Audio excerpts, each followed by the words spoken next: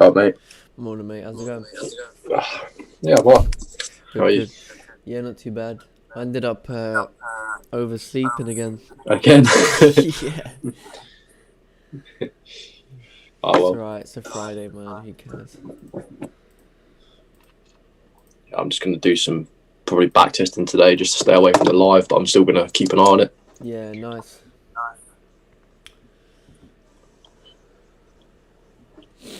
Morning. Morning, mate. How's it going? Morning, Slim. I'm good, thank you. How are you? Yeah, good, good.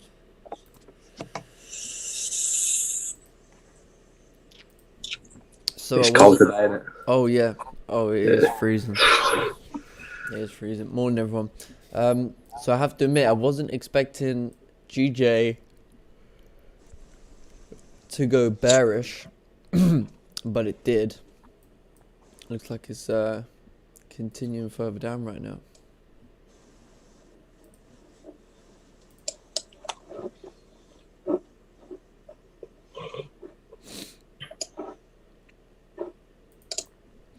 So let's take a look. So what happened?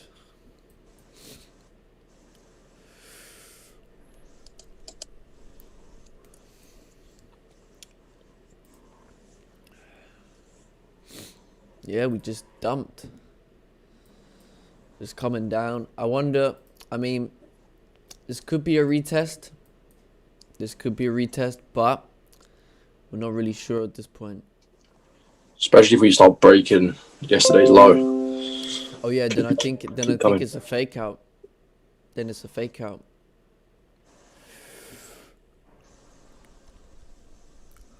Yeah.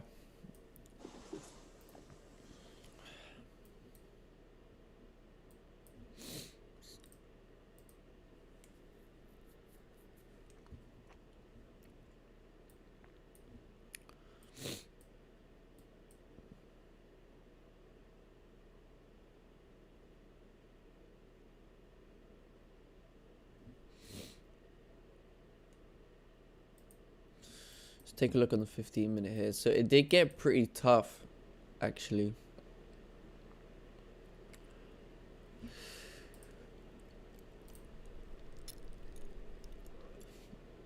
I wouldn't say the sells were easy,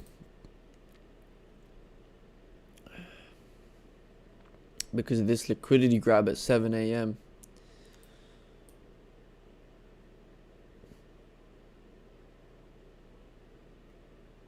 I would say the sells wouldn't have been able to really been executed until like 141.708 for yeah, that's where I probably would have executed.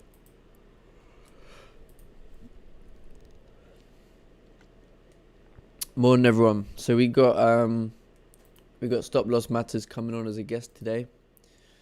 I think I'll get him on in around half an hour or so, 20 minutes, 15 minutes or so. But yeah, let's do some fresh analysis here for GJ. I want to take a look at the weekly and everything. So looking at the weekly, I mean, okay, so looking at the weekly, since we did talk about, well, I did talk about yesterday with the group, the potential that the weekly could retrace. So it seems as though it's doing that.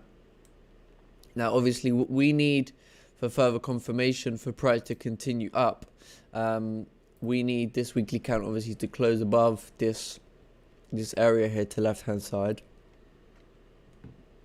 So, yeah, I would say there's not a chance now, based on the price action, of us coming up to fill the weekly wick fill over there. But, I mean, I can never say never, but it seems highly unlikely. Let's take a look at the daily. So on the daily time frame, obviously we have resistance over here. We broke above resistance, and now we're pulling back to this area. Now, obviously we could continue up, but I mean, this daily candle needs to close above 141,800 in order for price to continue further up, for next week. Because if it closes above 141,800, then we can create some support here to continue further bullish. But if it closes back below 141.800, then this move up would have been a fake out.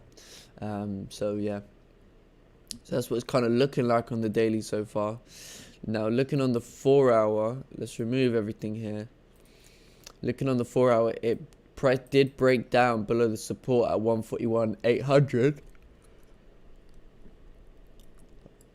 And now it seems as though it is coming down to this next support area around 141.600.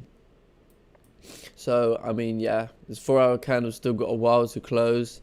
This could be a liquidity grab, we're not really sure, but either way, the smaller time frames, price is bearish. It broke below support on the 1 hour time frame, did a retest right over here for 7 a.m. So it was kind of like a break and retest from the 1 hour perspective.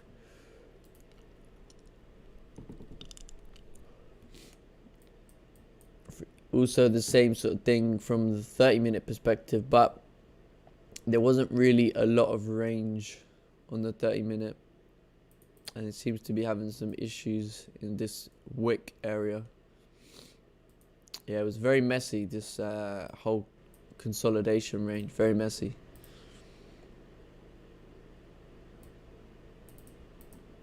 Yeah, because even after the 15-minute candle closed below, the next one came up to break the high.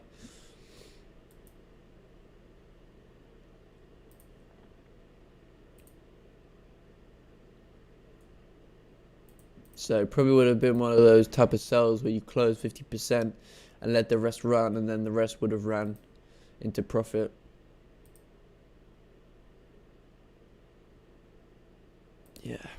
Yeah, that's probably what it would have, how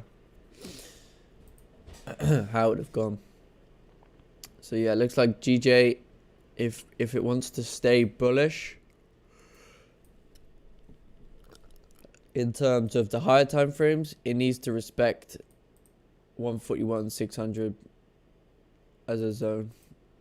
So yes.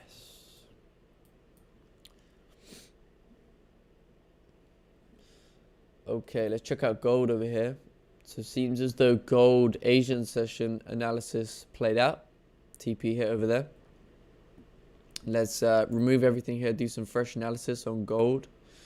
So let's start off here with the weekly. So weekly is retracing bullish. We spoke about that it failed to break below this support zone on the weekly. Let's take a look at the daily. Now daily is currently bullish, but we did say that gold is still ranging on the daily time frame. So Friday's candle, London session, maybe not going to have a lot of volume, but we'll see obviously what New York, pre-New York could bring. Let's take a look in the 4 hour. Now, looking at the 4 hour from fresh analysis, we can see that we have a support down over here. We can also see that we have created a resistance.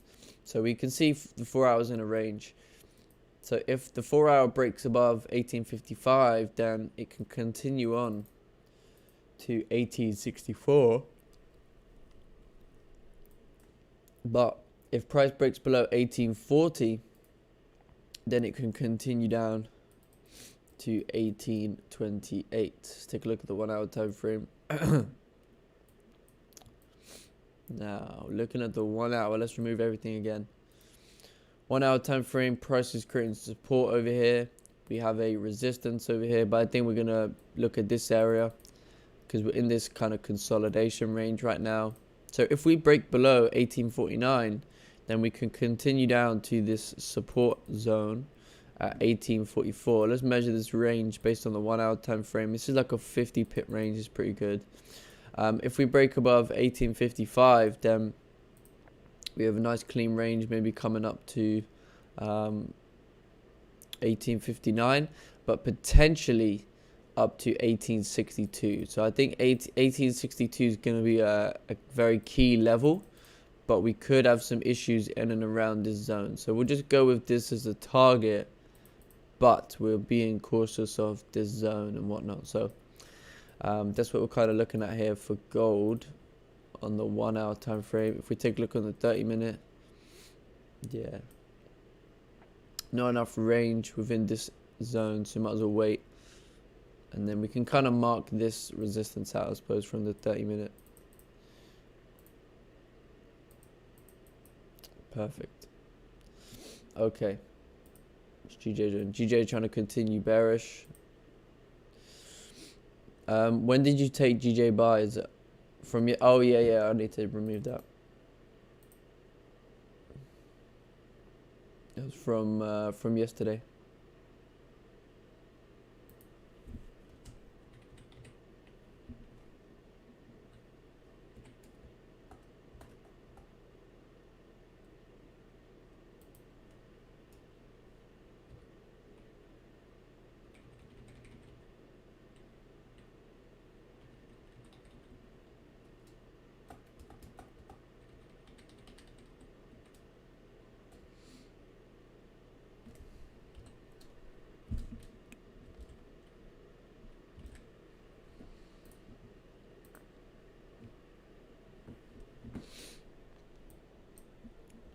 Okay, we've got 5 minutes left for this 30-minute, 15-minute candle to close. Also the 1 hour time frame. But yeah, I think the sales are quite difficult, really.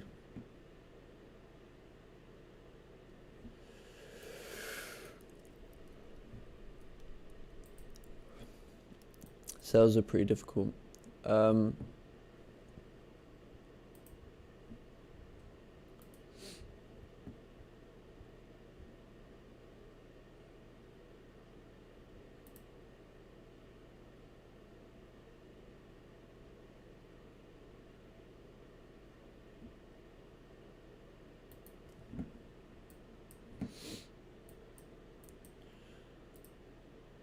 Oh, GBP CAD's moving bullish. Well, GJ is moving bearish. Interesting. GCAD's in this range.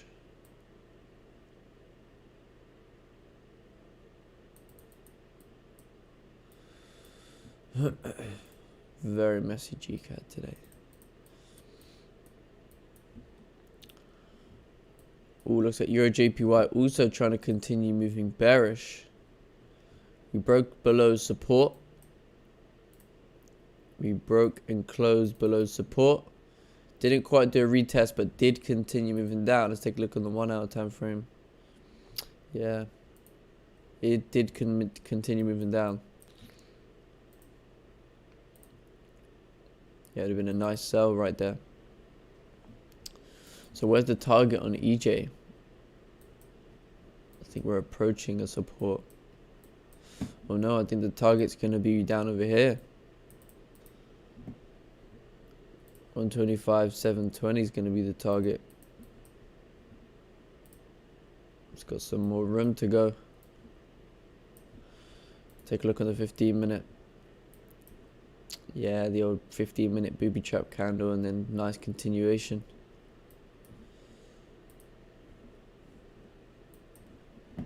Morning. Okay, let's check out your NZD. So 4 hour time frame, candles are moving bullish. Closed back above this support.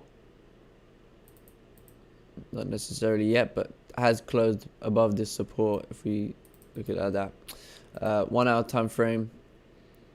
Looking on the 1 hour, we created support over here.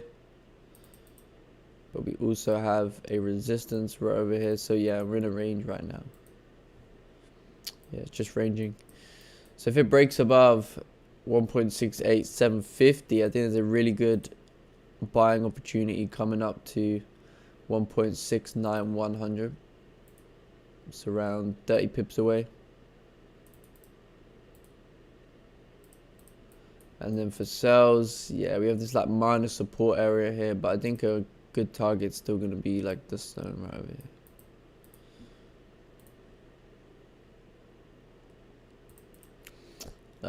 Woodpecker, I can check GBP AUD if you send a chart.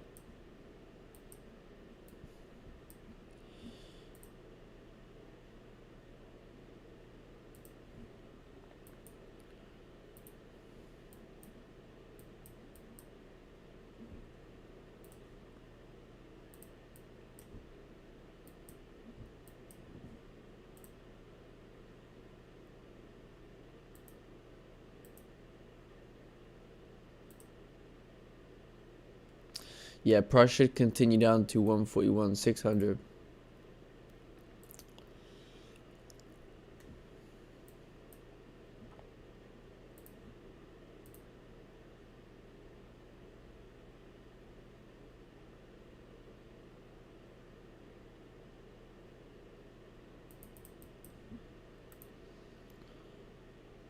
Yeah, sales weren't actually the cleanest today because we had so much traffic to the left. There wasn't really like, obviously it had a clean move, and this is what we were talking about yesterday. Me and Kelsey were talking about this yesterday, about sometimes on some days there's gonna be issues to the left. So if you think about it, on this particular occasion, I mean, we had issues over here. We had an issue area over here.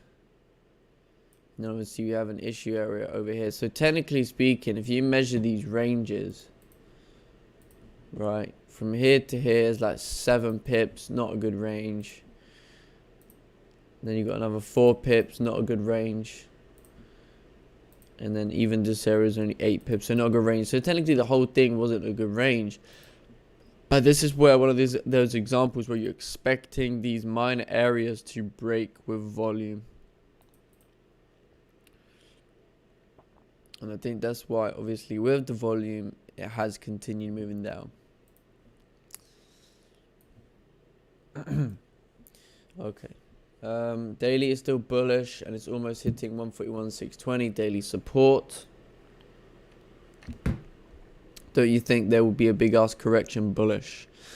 I mean, I'm not sure. The thing is, we can't really anticipate that now because it's Friday and London session candles are printing bearish. I mean, for price to basically go all the way back up to where it was, it would have to retrace this whole move, which is around 30 pips, and then push further up, which is around 50, 60 pips. So I find it highly unlikely on a Friday, considering the volume right now, candles are bearish. I mean, 4 hour, the only way that could work is if this is a whole liquidity grab on the 4 hour, but then we would require a lot of volume for that correction to take place. It very well could, because we've created a clean traffic pathway. It very could, but I'm finding it very, very unlikely today. You know, since candles are just printing bearish right now, there's no buys. So one rule of this trade is to trade what you see and not what you think. So obviously, I would have had the bullish bias in mind still, but candles are telling me different, and you have to focus on what you see. And what I see right now is candles printing bearish, so there's no confirmation for any buys at this point, and there's no range for sells anyway. So there's no trade at the moment. No trade at the moment.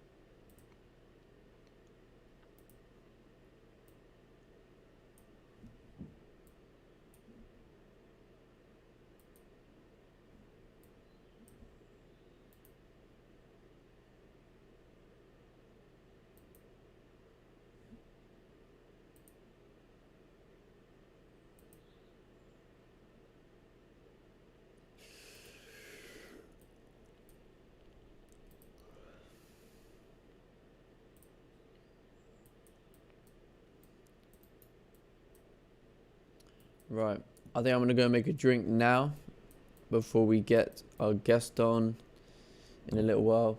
So, potential sales under 141,540.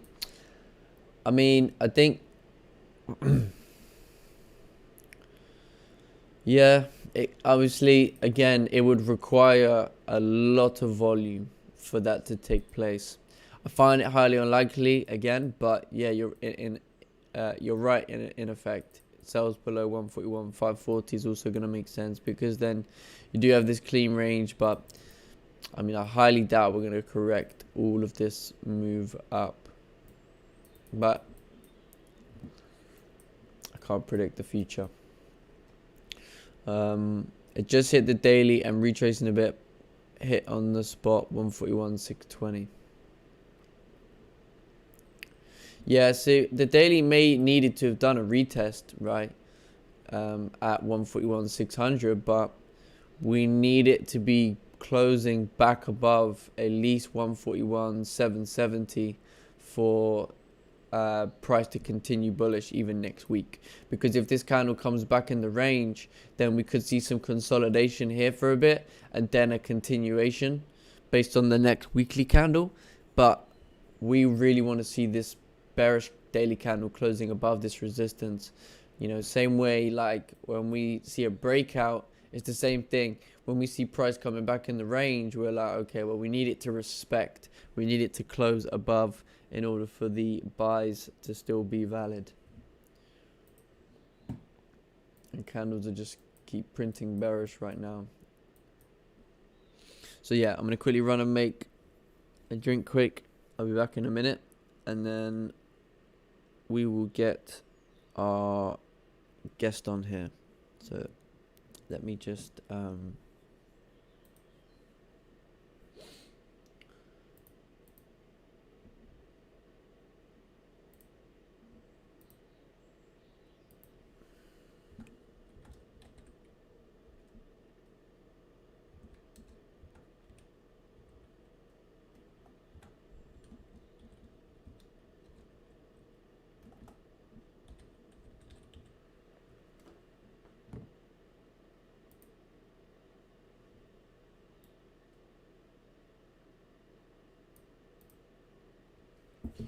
Right, I'll be back in a couple of minutes.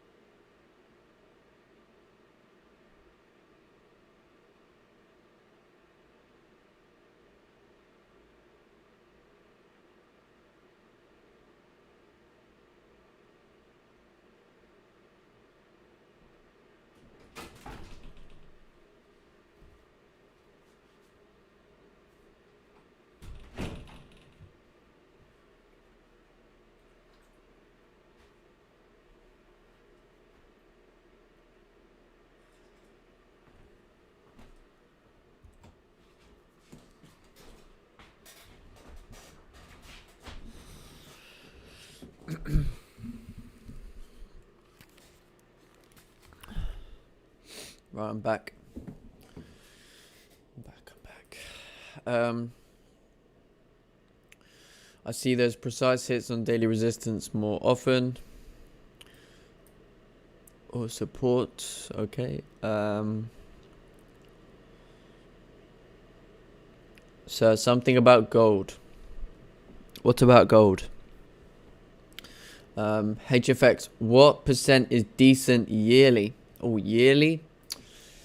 Well, look, let me put you like this. Your bank's going to give you 1% yearly. So if you can get anything bigger than that, then I think it's an achievement.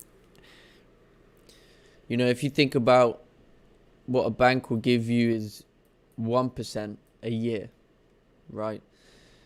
And even if you risked 0.5% a day, you could easily do 50% returns, 100% returns, 200% returns in a year, easily.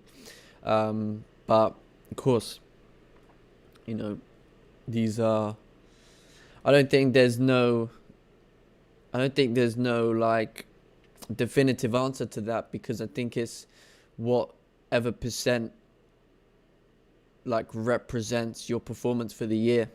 You know, that's kind of, yeah. I wouldn't focus on the percent for the year, to be honest. I would just focus on your performance, focus on, you know, getting better each day, and then you'll find your own yearly percent average, you know.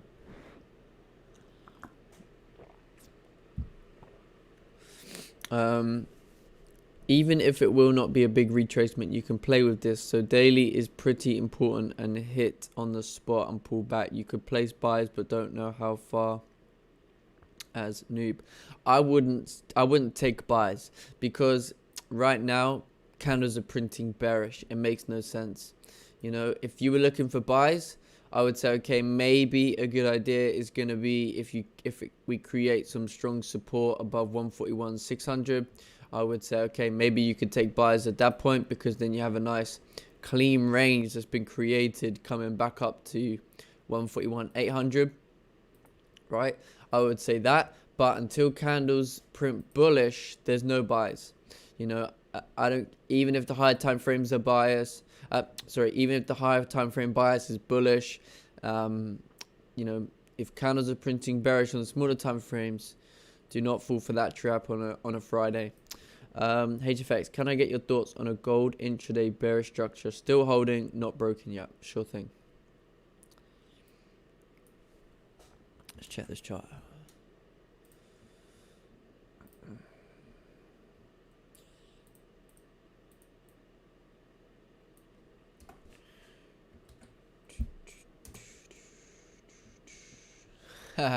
Nice. I like that drawing.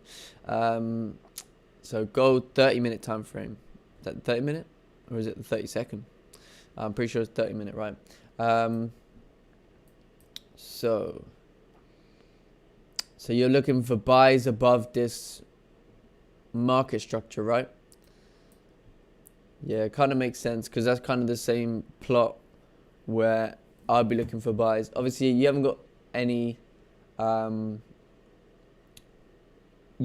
like zones plotted out, so I don't know whether you want me to identify them for you, but I would just say as well, you'd get a nice confluence if we're breaking above this resistance. So I'd say with the trend line, I would look at the most, you know, the strong resistance level, and I would say, okay, this might not be very accurate, but I would say that if we break above this resistance, do some form of retest over here, right, then we've broken the structure, we've broken the trend line, and then you could target coming up to the next zone, and then so on and so forth. But yeah, I like the little surfer dude.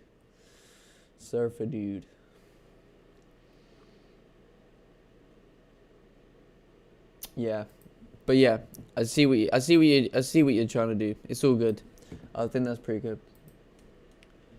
Just gotta wait for that structure to break. It seems as though it's breaking, but I mean, yeah, probably want to see a retest above this zone, because Sometimes I see, price will come up above this trend line and then come back in. That's what I've always found with trend lines. So I'll just say maybe wait for this resistance to break and then look for buys, because that's going to be the safer bet. But yeah, that's what I would say. Yeah, no problem.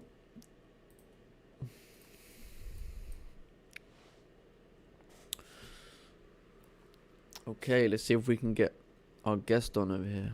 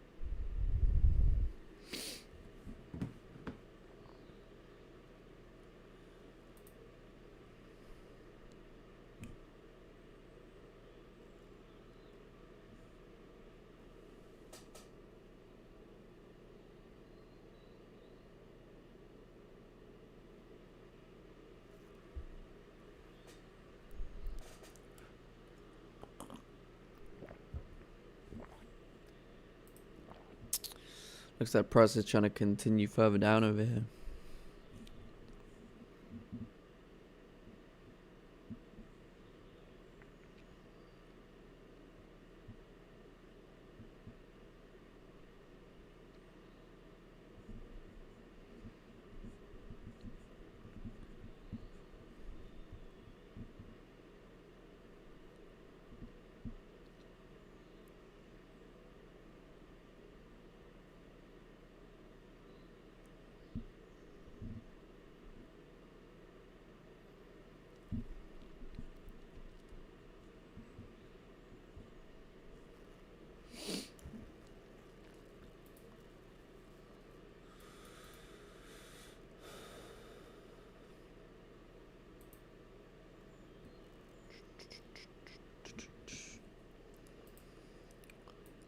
So yeah, I think 141.600 is incoming here now with GJ in the last 12 minutes of the 30-minute candle.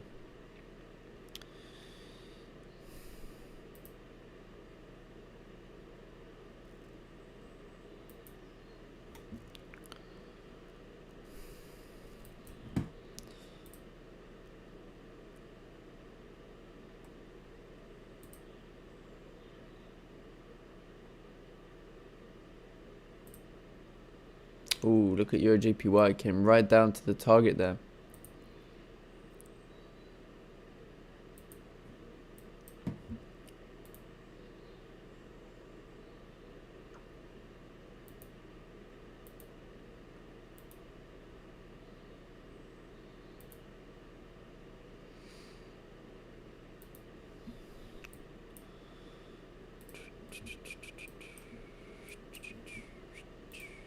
Okay, stop loss matters should be coming on in a minute.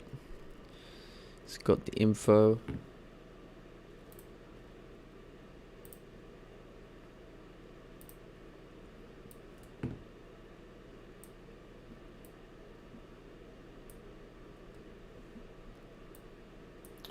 But there we go. So how's everyone's week been so far? Everyone had a good week? Well, so far, I'd say it's the end of the week.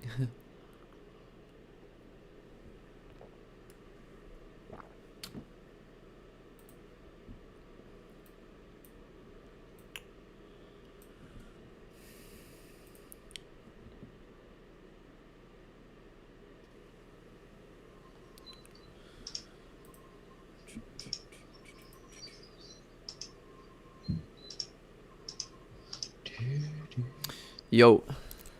Hello. How's it going? Not too bad, bro. Not too bad. Morning. Good, good. So you caught those GJ sales this morning? I sure did. Where did you take your entries? I think so. Can you see my screen? Can you see my pointer here or not? No. No. You can annotate on the screen if you want. Nah, I'll leave it to it. I'll end up screwing it up. It's all good. But basically, I was waiting for this top wick on the 7 a.m. candle with the 15 and the 30 minute to make its high. Yeah, so it's coming up. And I wanted to keep in that range and see how it reacted. And it pushed up to 141.86 and then started dropping. Yeah, and I was happy to enter. Oh, nice. So you enter in once you see the candle flipping bearish. Yeah, and if you look on the 5 minute, can you see that rejection straight away there? Oh, here. Low of the next one. Yeah, there. Then I was happily, and I got that full 12, some pips. So yeah, nice. Yeah, because it created a nice structure even on the 5 minute where, where price makes a low and then it retraces, creates that resistance, and then the next candle just breaks the low to continue. So yeah, that from a 5 minute really makes sense as well. Yeah, and then my run unfortunately got stopped out. It literally tapped it, and then it's launched back down. But fuck it, it's a Friday, innit? Yeah, exactly. Have you taken any trades yet? Not today. I don't usually trade on Fridays. Yeah, but I mean, even for me, how I would have taken the approach. See, the thing is obviously the 15-minute candle closed below, the 30-minute candle closed below. So usually I would maybe enter in, let's say, on this close here, so I can get my stop above the previous 30 minutes. So probably in my situation, the way I would trade is as this candle was coming up to break the high, I would have closed 50% right over here. Yeah. And then I would have let the rest run at that point. Maybe could have added a position once we broke this low. But in theory, I always like to see, okay, well, if the 30-minute candle closes below, I want to see the second half of the breakout 30-minute, so the 15-minute candle high be respected. That's what I want to see. So if it breaks that high, I'll be taking some risk off the trade and then letting the rest run at that point. I totally agree. I mean, if I was in the trade before that top was made, I would have done I would do the exact same. But now with all my trades, I wait for the top wick to be made, because if you look on that chart there, you can see how many top wicks is made. Especially in the 30 minutes, more of a clear direction. 50 minute can be a bit scary, it's exceeded the high, but actually it's just making the top wick of the 30, which is fine. So I normally try and time it so I don't have any drawdown, because I just don't want the drawdown. So there'll be one move that I'll miss because it has no top wick, but that's one move in 300 moves. It's a good probability. Yeah 100%. Yeah. But yeah, no, I mean, for me, the way I kind of miss out on the drawdown. So let's say this particular example, maybe. So say you're right. Obviously the top wick to be created first. So obviously I wasn't on the stream when this happened, so I can't say for sure how I would have approached it. But let's say I wanted to take the impulse entry, because obviously the 15-minute candle closed below, so did the 30-minute. That was a 6:30. Yeah. Okay. So let's say, for example, sometimes, let's say just the 15-minute candle closes below, I'll wait to see if the next one can respect the high and then break the low. So if the top wick was created first, then I wouldn't even need to reduce risk, because then as it's coming down to break the low, I would have entered in my sell there and then kept the stop above the 30-minute at that point. 30-minute. Yeah. So agreed. I would have done that. So in that particular example, probably would have reduced risk because the 30-minute closed below as well. So I would have just entered in based off the 30-minute close. But there's other examples where this wick might not be as long, and it makes exactly. So it's all a bit situational, I suppose. But exactly, as long as you're in the right direction. I mean, you can see here we're still pushing. All time frames are bearish, so you're gonna be pretty good. On my live stream today, I taught people, if you're looking at the 4 hour and the daily and it's pointing in your right direction, it's likely you're gonna be in a really good position here. Now we're just filling up that zone, which is what I was talking about on mine. And yeah, that's kind of a great trade to be in, because you can see we're breaking down on the levels here, quite bearishly. So yeah, daily's about to surpass the low of the previous daily candle. So it's rejecting off these highs, which doesn't surprise me, to be honest, because 142 is pretty high for a bloody pandemic. Yeah, that's true.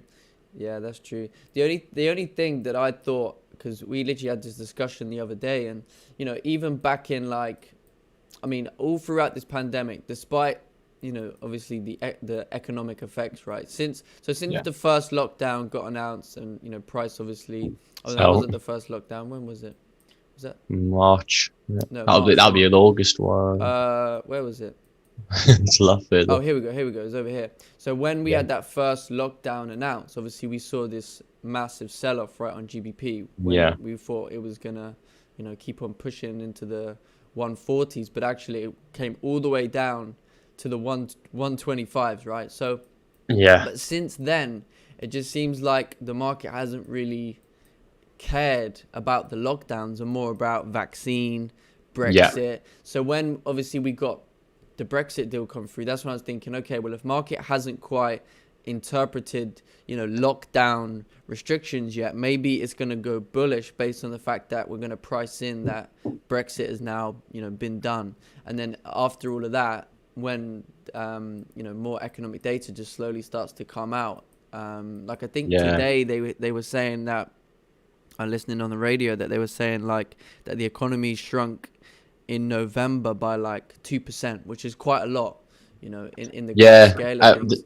The news came out this morning actually at 7 a.m. when I just opened the charts, and I think growth was minus 2.6, and there's some positive numbers actually. Yeah, look at Really? Forex Trading. There's some positive numbers. Like I think it was manufacturing was all right.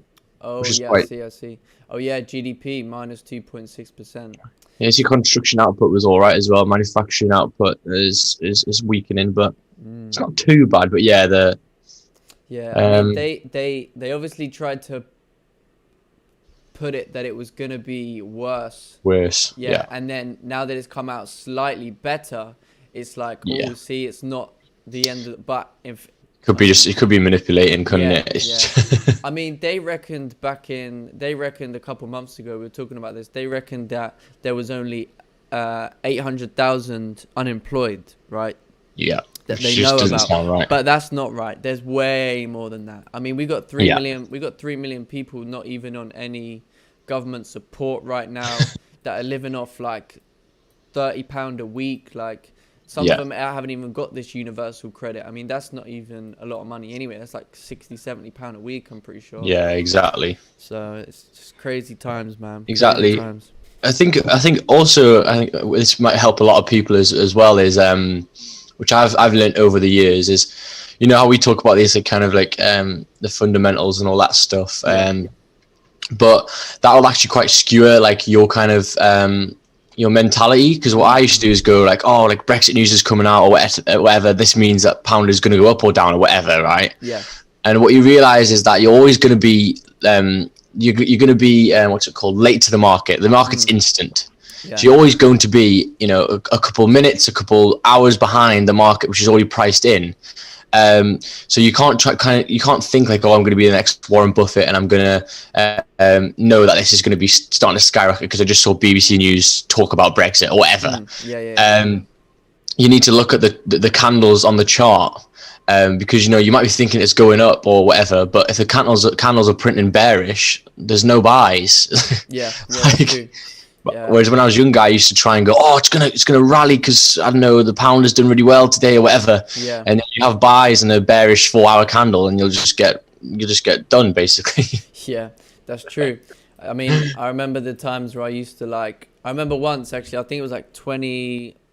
Oh, I can't remember. When was Theresa May's Brexit deal that she tried to put through for the first time? Was it 2017 or 2018? Oh God, I have no idea. Yeah, probably about that time, I'd say. I remember I stayed up because I was so convinced that the pound was gonna drop, because I was thinking, no, they're gonna vote out her Brexit deal, and they're gonna pull the whole no Brexit uncertainty and all that, right? So in fact, this was like a fundamental trade. I actually really remember this. So I took the sell about an hour before the news, and actually it was going in my direction, and I was up about I was up about 30-40 pips. Price was dropping. I was thinking, oh, lovely, like I'm correct on this.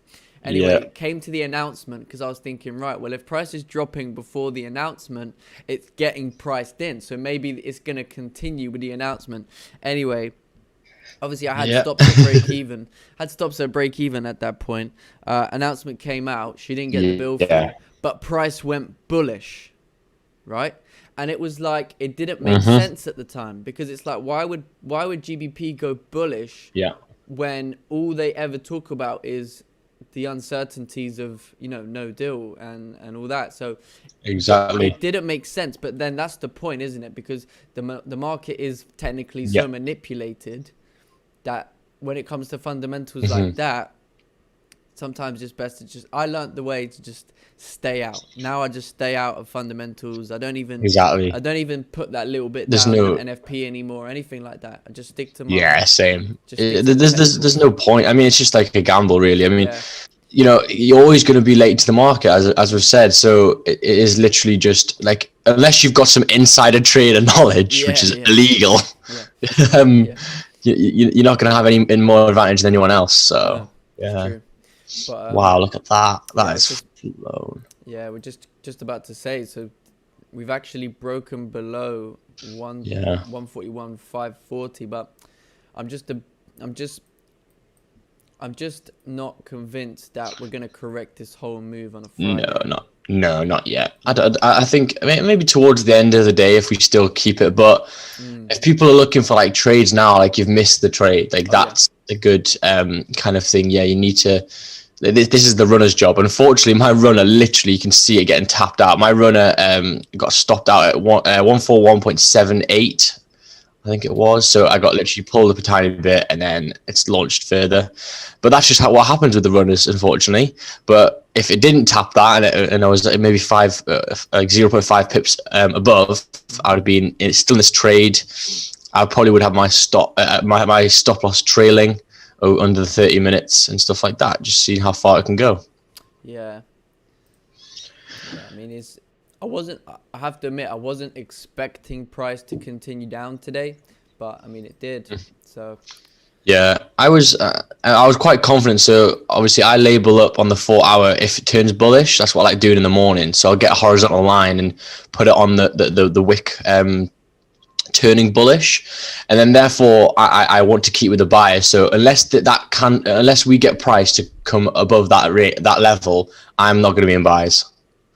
I really want it solid. So so like if you look there, it's like 141.95. Like when that candle would flip, like just the body, the actual body. Okay, I'll have a horizontal line on there, and then on my obviously 30-minute. If we start approaching that level, I know higher time frames are starting to turn bullish. And that maybe sales are not going to be in the best. It's just a nice. I think Monty used to do that. I used to quite like that because you can see like certain levels. Yeah, I see. Because let's say it came above that body, it'd be closing back above this support. Exactly, and then it could start flying off. So so people are asking me, like Max, are you looking for any buys today? I was like, unless we get past this point, nah, because we were in quite a bearish market, and I've realized you stick with the trend. It's so much easier. Like, so what time do you wake up for the London session?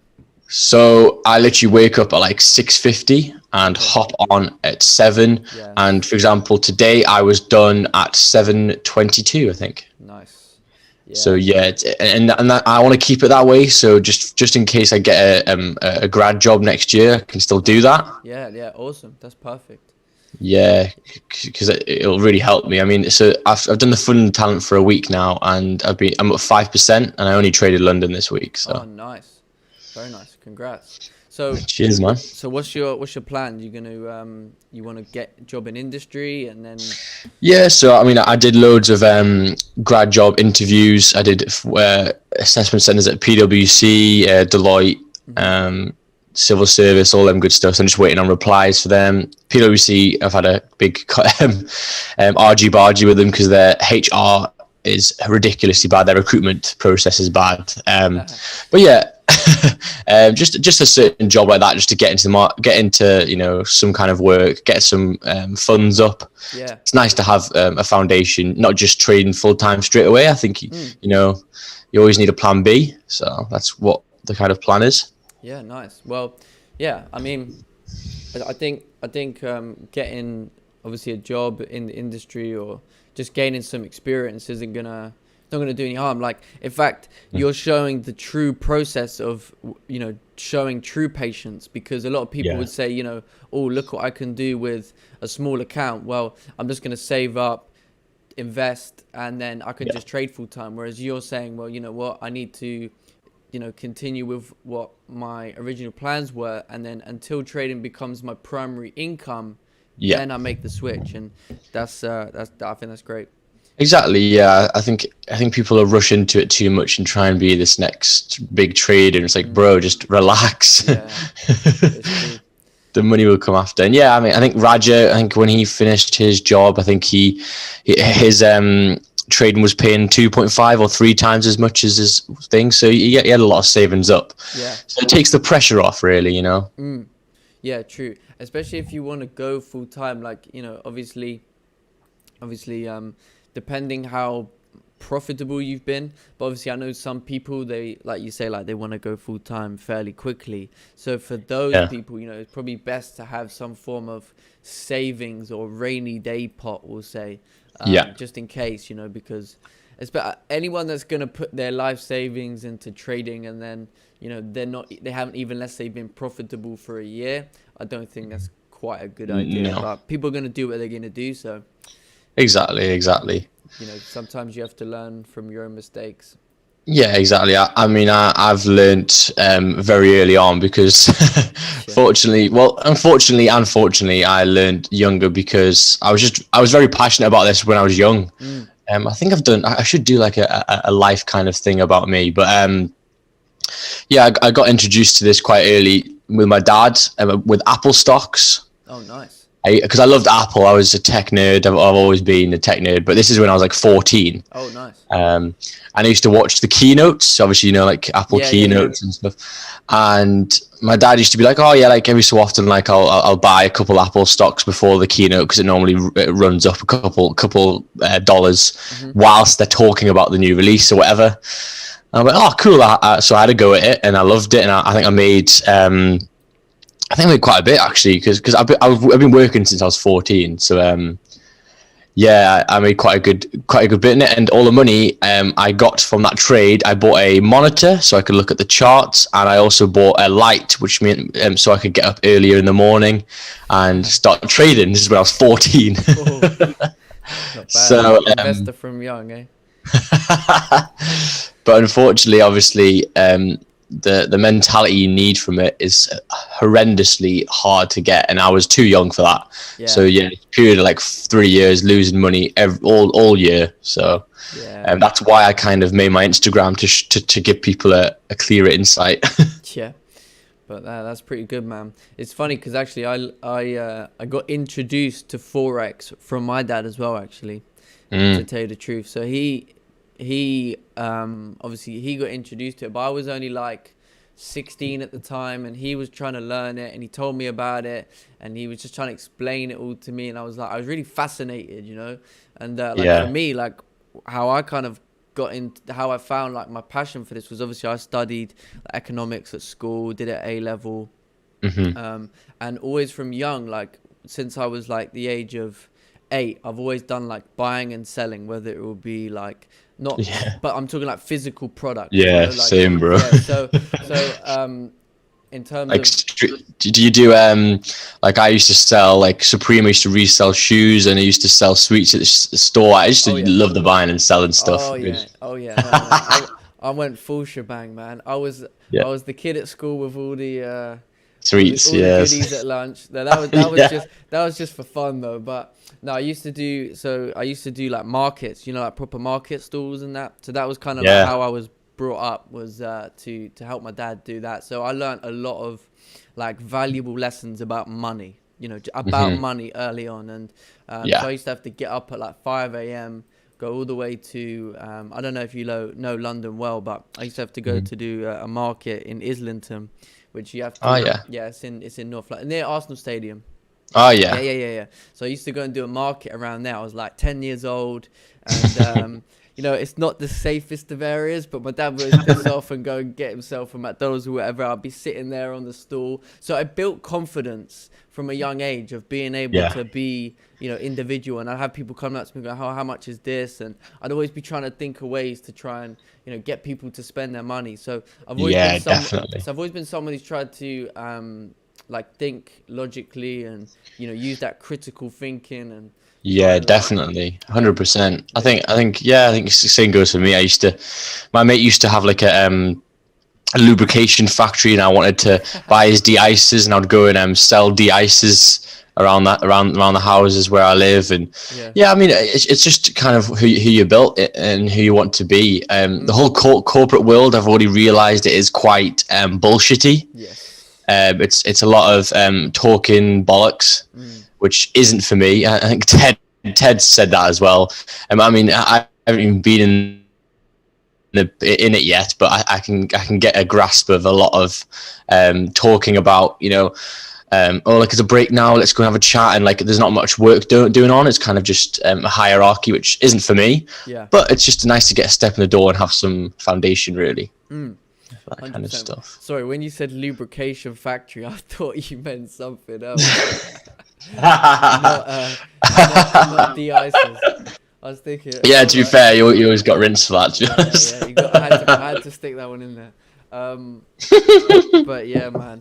But yeah, no, exactly. So yeah, no, I got introduced to Forex when I was young, and same with you. So I suppose it's kind of been a slow process, but that's kind of like why it's probably worked out for the best. Yeah, but I think I've been on numerous times where I've been on the brink of like, bro, I can't do this anymore. Gambling really hard. Like, I think it depends how you're built. I talk about this quite a lot on my Instagram, but you need to know like how you're built. For example, I know I'm a risk taker. I'll risk a lot. I have a gambler mindset. So that's fine to have. Like, obviously it's not a good thing to have, unfortunately, but that's just how I've been born, you know. Like I have a more riskier kind of mindset than someone else. But the good thing is that you need to know that, and you need to put it into place of, right, so if I'm doing this properly, I can't do this, and you need to set discipline levels for you. Like, whereas, for example, my mate who I've been teaching at uni and stuff, he's got really good discipline from the start. He only risked 1%. He's never, like, you know, got upset with a trade and put a massive lot on to try and make it back. He's never done any of this because that's just his mindset, which is great. But unfortunately for me, I didn't have that. I had a very addictive gambling mindset. So I either had to work on that myself and get the discipline right, or I had to stop trading. And obviously I picked the good one. Yeah, that's very true, actually, because I wouldn't say I haven't got a gambler's mindset, but I did used to get very emotional with trading. Like with the money, I used to get really emotional with the losses, and like I did when I did overtrade and I over risked, I did do all the things that everyone, all the mistakes that people make. I've made them, and it just kind of I realized like I can be disciplined in other areas of my life. So why can't I do this with trading? And then when it was like, okay, I've got to put them all on the same pedestal, you know, like I enjoy taking each day as it comes, and I enjoy saying, okay, what did I achieve today? What did I achieve yesterday?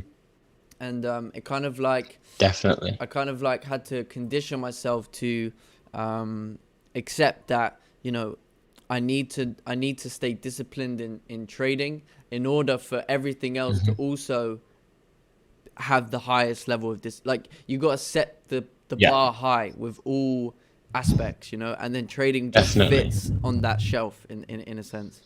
Oh, it helps me with lots of stuff. I mean, the discipline now is just ridiculous, but I know I need it because, I mean, I used to over risk horrendously, get so annoyed when I'd lose the trade. It's like, bro, you're gonna lose trades in this game. Like, you can't just take that, but to take like a loss. And I think what also people do is they put too much of their financial positions into trading. So for example, if they're just a young person and they don't have much savings, and they've put like, I don't know, £1,000 in, but actually in their normal bank account, and they've only got bloody 20 quid in. They've put their whole savings on, and obviously if you're risking 1% on a grand account, and you've lost that day. So yeah, you've lost a tenner.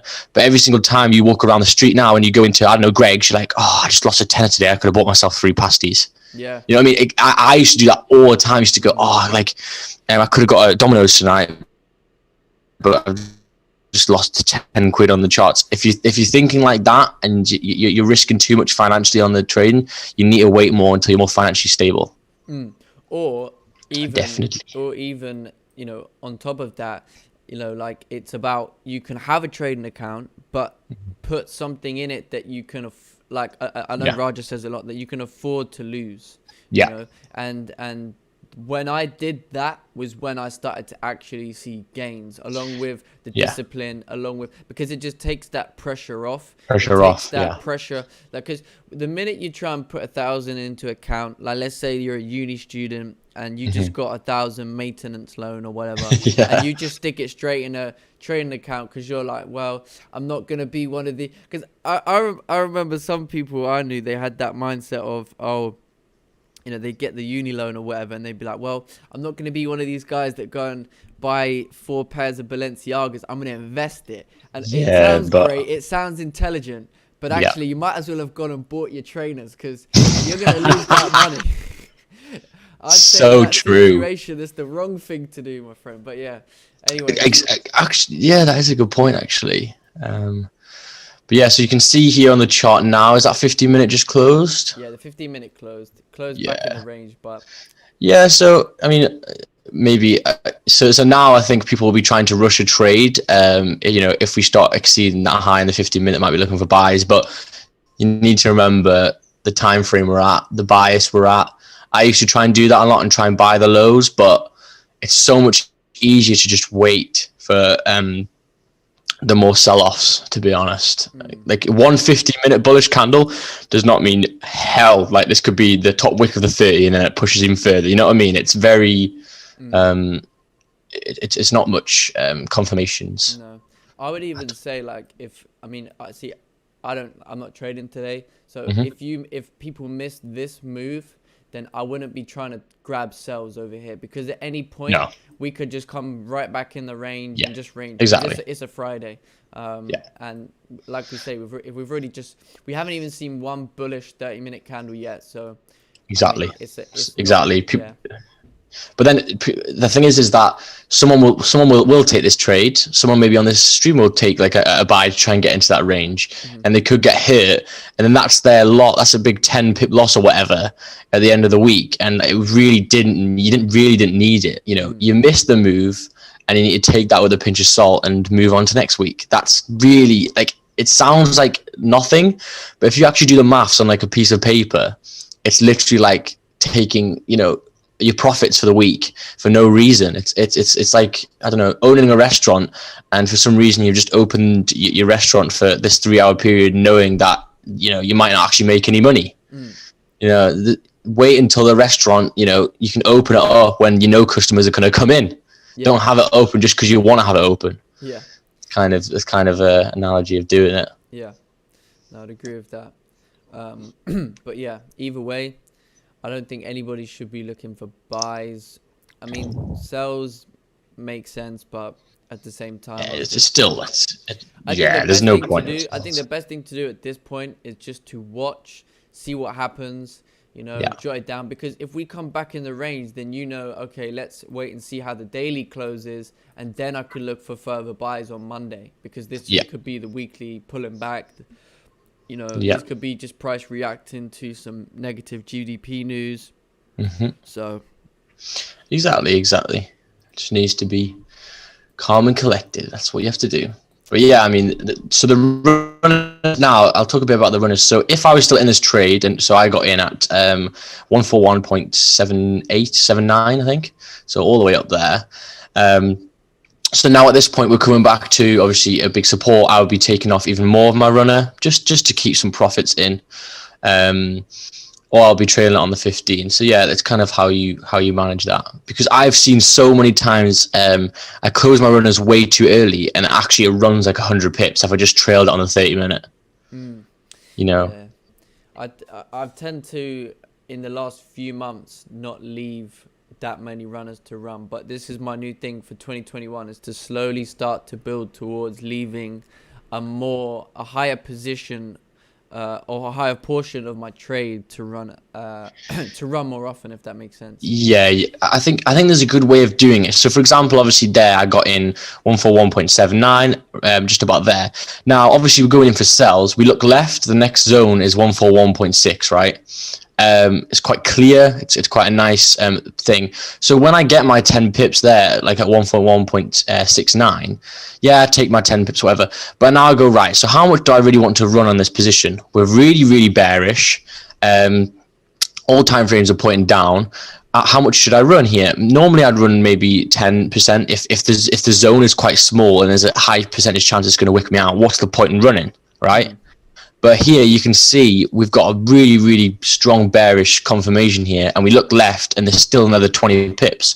So I'm happy to run maybe 20%, maybe 30%. Like it very much depends on the zones you're looking at. But for example, here, let's just do an example. So obviously we're on this 30-minute candle. If this starts pushing down and we exceed the low, and I wouldn't advise anyone doing this, but I'm just doing an example here, and it pushes down to 141.45, right? You take your 10 pips, great. I probably wouldn't run any because we are coming towards a massive move, which is very unlikely going to happen all at once, and it's going to likely wick me out. So it's just about conserving your profits. And what's the best scenario here? Should I run this because there's enough range, or should I not because the range is too tight? It's kind of, it's just getting used to it. Maybe journal it on your journals. How do you journal yours? So I just mark up. So obviously I have, like, for example, let's say I took the sell, I'll just obviously put in that, label it up on here. So I'll do like little arrow, put number 1, number 2, number 3, number 4, and then I'll just literally take a screenshot of it on here, and I'll just post it straight into the my trading group. So I journal your trading group. Yeah, so I journal it in my breakdowns channel. So say you're someone in the group, you can just go on the breakdowns channel, you can scroll up, and then every day that I taken a trade, you'll see the trade, why it was taken, where stops were placed, everything, higher time frame analysis, all of that. Let's say I don't take a trade, let's say I missed a trade, like for today's example, then later on after the stream, I'll be marking up where I would have entered, where I would have placed stops, where I would have placed obviously people know in the group that I secure at 10 pips, but where maybe would I have placed, like target, like you say, for runners. So if I was looking at runners at this point, I would have been targeting 141.600, and I would have been all out by then, because the higher time frames are bullish.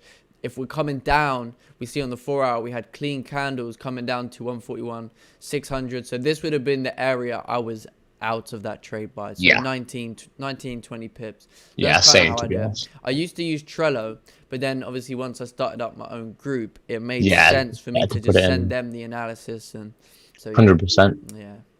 Oh, beautiful. That's a really good move, that on a Friday. I think I think yesterday and today has been really good days. I think Monday was an awful day, wasn't it? Oh yeah, Monday was awful. What day was ass on 7 a.m. Which date was Monday? Was it the 11th? Yeah, it was. I had 2 losses on Monday. Monday was crap. It was literally ranging. I was trying to get in way too early. I needed to wait for a close. I don't know what I was doing. Yeah. Where did I sell? Wait, it's 11th. I think is it the 11th? Yeah. 11th. That's 12th. Oh, here we go. 11th. Oh yeah. I can't remember. Look at that. Like that's just dope. That's just disgusting. To be fair, it wasn't quite a trend line. If you just followed that trend down. Yeah, if you just held sells from somewhere up over here and just hope for the best, you could eventually secure. But yeah, no, Monday wasn't a good day. Tuesday was one of those. It was a difficult day. So Tuesday would have been the 13th, wouldn't it? Yeah. 12th, is it? Wait. What am I doing? Let's have a look. Yeah, Tuesday was 12th. Oh yeah, Tuesday was 12th. Yeah, right. So I think, what did I have? Yeah, I had buys. So I had buys once we created support over here on the 30-minute, and then obviously the next kind of went in my direction. Next one wicked up, was in a profits about 8 pips, and then it came back to entry, so it stopped me out. Then it consolidated, and then it launched. Yeah, so then obviously I waited for buys above this minor resistance to continue. And I remember we were all sitting here waiting. This 30-minute candle was literally about here. It was coming to a close. It had like 10 seconds left. I was like, perfect. We're gonna take second entries here. We're gonna have a good day here today. And then it came up and it closed with no wick to the top. So when I see a candle closing with no wick to the top, I've noticed that a lot of times, like this example here, this candle had no wick to the top. The next one creates that wick, but then closes bearish. So I said to myself, okay, I'm going to wait for the first 15 minutes of the next 30 minutes to close. So obviously, if we go to that, then obviously you can see that it closed bullish. But at that point, we didn't have enough range because the resistance was somewhere like over here. So I was like, man, there's not enough range really at this point. So probably just going to sit out. And then the next candle just went straight 35 pips. So I would have caught it, but it just was one of those. I would have 100% have been in that just because of that close. And I would have. So that close above there, so you can see that candle. Let's look left. What was there any actually? I think there was. If you go for a bit further on. Oh God. Oh, we're in the unknown. Yeah, I can't remember exactly, but I just remember that once this 15-minute candle closed, there wasn't quite enough range to the next resistance. I think there definitely was one, but basically I would have waited for that lower wick. So we got that close up below, above, great.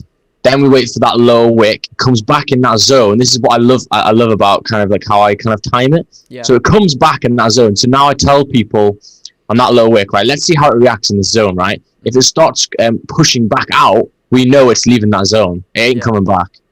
So when it starts coming back up but exceeding highs, bro, I am in that, and I'll have a stop loss below the wick it's just made. Yeah. So if you measure that wick, how I think it's like 7-8 pips. So my stop loss at the moment is about 7 pips most times, because instead of having the full one from the previous, I'm like, well, we shouldn't really come back to that. So look, I've just nearly half my stop loss.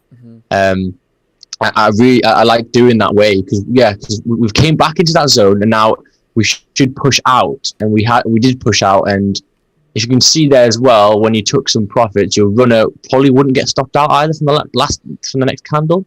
You probably would have been all right, and then there you would have got that whole move. Yeah, runners would have ran really well.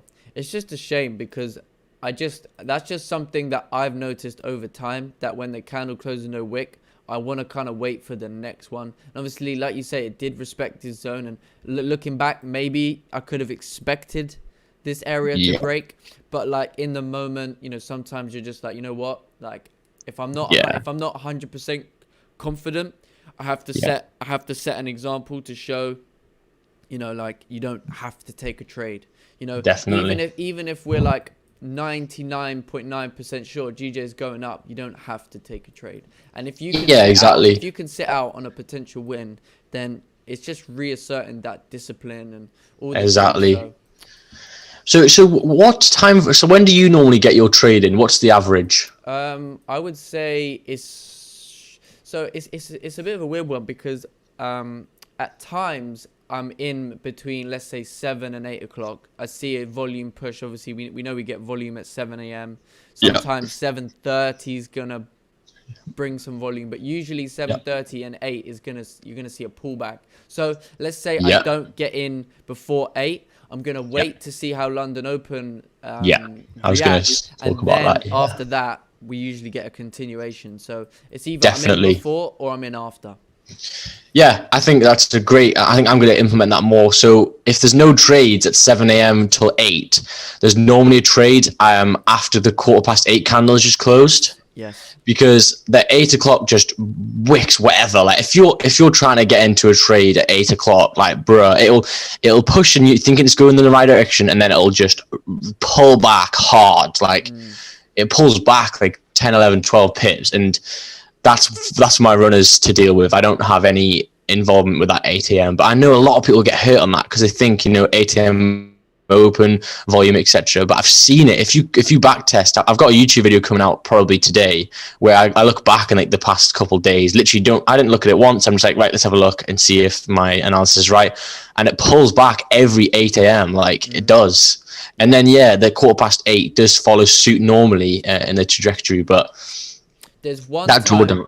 sorry, there's one time that I find it doesn't, and is that if I see that price is pulled back before London Open. So for example, yesterday I had buys, where was it? It was somewhere over here. So this was the 7 a.m. Then the 7:30 candle obviously closed. And then let's go to the 15-minute quick because, okay, yeah. So my buy entry, let's say, was over here, right? So obviously we get this pullback candle, and then when the next one was breaking the high, obviously this was a 7:45. So I knew that obviously I was expecting this candle to continue up, but obviously it closed above this area. Fine. Yeah. Now obviously we're coming into 8 a.m. I knew, okay, well, I know London Open pulls back, but since we had this pullback and now we're going bullish before, we should see a little wick down and a nice continuation. So there is the odd chance that it does, but I think that happens when, let's say that bearish candle never happened, I would have been less inclined. Yeah, 100%. Yeah, I agree. 100%. But if we see a little pullback before London Open, sometimes actually London Open can be a catalyst. But you have to, I think the experience will help decipher between the two. Yeah, definitely. But I think to new traders who come on, I try and tell them to avoid 8 a.m. Oh yeah, you need to start. Watch it. Just watch it every single day. But the easy trades are before then, from 7 till 8. Like the easy trades are then, as you can just see today. Yeah, I mean a lot of times 7 a.m. just will break out or do a volume push. 7 a.m. is one of those like it just seems to be a time where there's just a sudden push. Of volume. So yeah, definitely. I think the 7 a.m. close, I think, is Frankfurt Open. Is it Frankfurt? Or Amsterdam? There's one of the opens. Okay. But yeah, since last year, I've been looking at that. Literally, the first minutes or something in the 7 a.m., you do get quite a bit of volume. And what I also say to people is, obviously, you think London is opening at 8 a.m. and fair enough it is, but you need to realize that no one is actually placing orders, in the London Stock Exchange on paper. They're proper going at it. This is all online now. It's all computerized, etc. So they don't actually need the time at 8 a.m. to be there. They don't, because they can do it on algorithms on their computers. So actually, yeah, 8 a.m. is when volume comes in for certain people, but actually the 7 a.m. is just as good, as you can see. Yeah. So because it's all computerized now, you don't need someone there, buying X amount of pounds in the London Stock Exchange, because they can just do it from their computer on an algorithm. Yeah. And you can obviously see that people algorithms come in at 7 a.m. Yeah. 100%. I agree with that. But yeah, seems as though the 30-minute came right back in this range at this point. Yeah. Yep. Yeah. So it suggests that we will be coming back. I'd say if someone was looking for buys, I mean, I wouldn't personally be looking for buys, but if you was, you'd want to see like a support established is going to be the safer confirmation back in this zone. I would say, but to be honest, I would just sit out and just see how it all plays out. Yeah, all I'm doing, see why I like Fridays sometimes is because I'm already planning for next week in a sense, because I'm now looking at, okay, well, I already know where I want daily to close if I want to see further upside. I also know where I want to see daily close if we're going to see a correction. So you're already starting to get that into your head, because you're not worried about what's happening now. You're just focusing on wherever this daily close is going to give me the confirmation if we're going to continue further up or if we're going to correct this move maybe. So yeah, definitely. But there you go. So how long have you been trading them? Well, yeah. I mean, I think I probably put my first trade when I was like 16, 15 on my dad's. So yeah, so that's 4 years. Pretty good. 4 years, 5 years. So you're 20 now, yeah? Yeah. Oh, nice. Yeah. So yeah, it's quite a while. I feel like I've been in this game for a long time. But yeah, it does feel like that. But I suppose you can never. I don't know. You can. I mean, I always see them YouTube videos like there's like this guy. I don't know. He calls himself like the 30-year veteran of Forex and stuff like that. It's like, man, how's someone been in the market for that long? I know. I think it's just, I think when you get so used to it, it's just a game of numbers. And because I do like maths at uni, it just makes sense for me now. Like the whole probability thing, just because all of my modules at uni are stats basically. So I look at stats all day. I get probabilities. Like it just makes sense. And then when Raja kind of put these things in, basically I jumped on a stream on not Discord, Twitch. Oh yeah, Twitch, yeah. And I was like, I saw like, I'm pretty sure Mac was on it, and these guys were like so excited about 10 pips, and I was like, what 10 pips? Like I'm looking for like 100 pips. This is when like I was like didn't know anything about Wix Online. I was like why are these nerds like laughing and being so excited about 10 pips? Like it's moving on. And then I realized obviously and I kept on coming to their stream every single day, and they kept on winning like 80% win rate. I'm like, it's because their win rate's so high every single day. It works a lot better than, your 100 pip move once in a blue moon is nothing compared to them. So it really put my perspective of how you can trade. Yeah, that's true. I'd say actually as well, I had that same like kind of mindset at the start, because when I first got into trading, the first thing I learned, and the only thing I ever kind of learned for myself, I never looked at Fibonacci or anything like that. I always did look at price action. I've always been a price action trader from literally day one. But how I first started out was breakouts. I always like to look at breakouts. And obviously, when you're looking at other people and you're finding other traders that also look at breakouts, I'm constantly seeing these guys having these big 100, 110 pip, 120 pip moves. So when I was looking for breakouts, I was like, I want to catch them 110, 120 pip moves, right?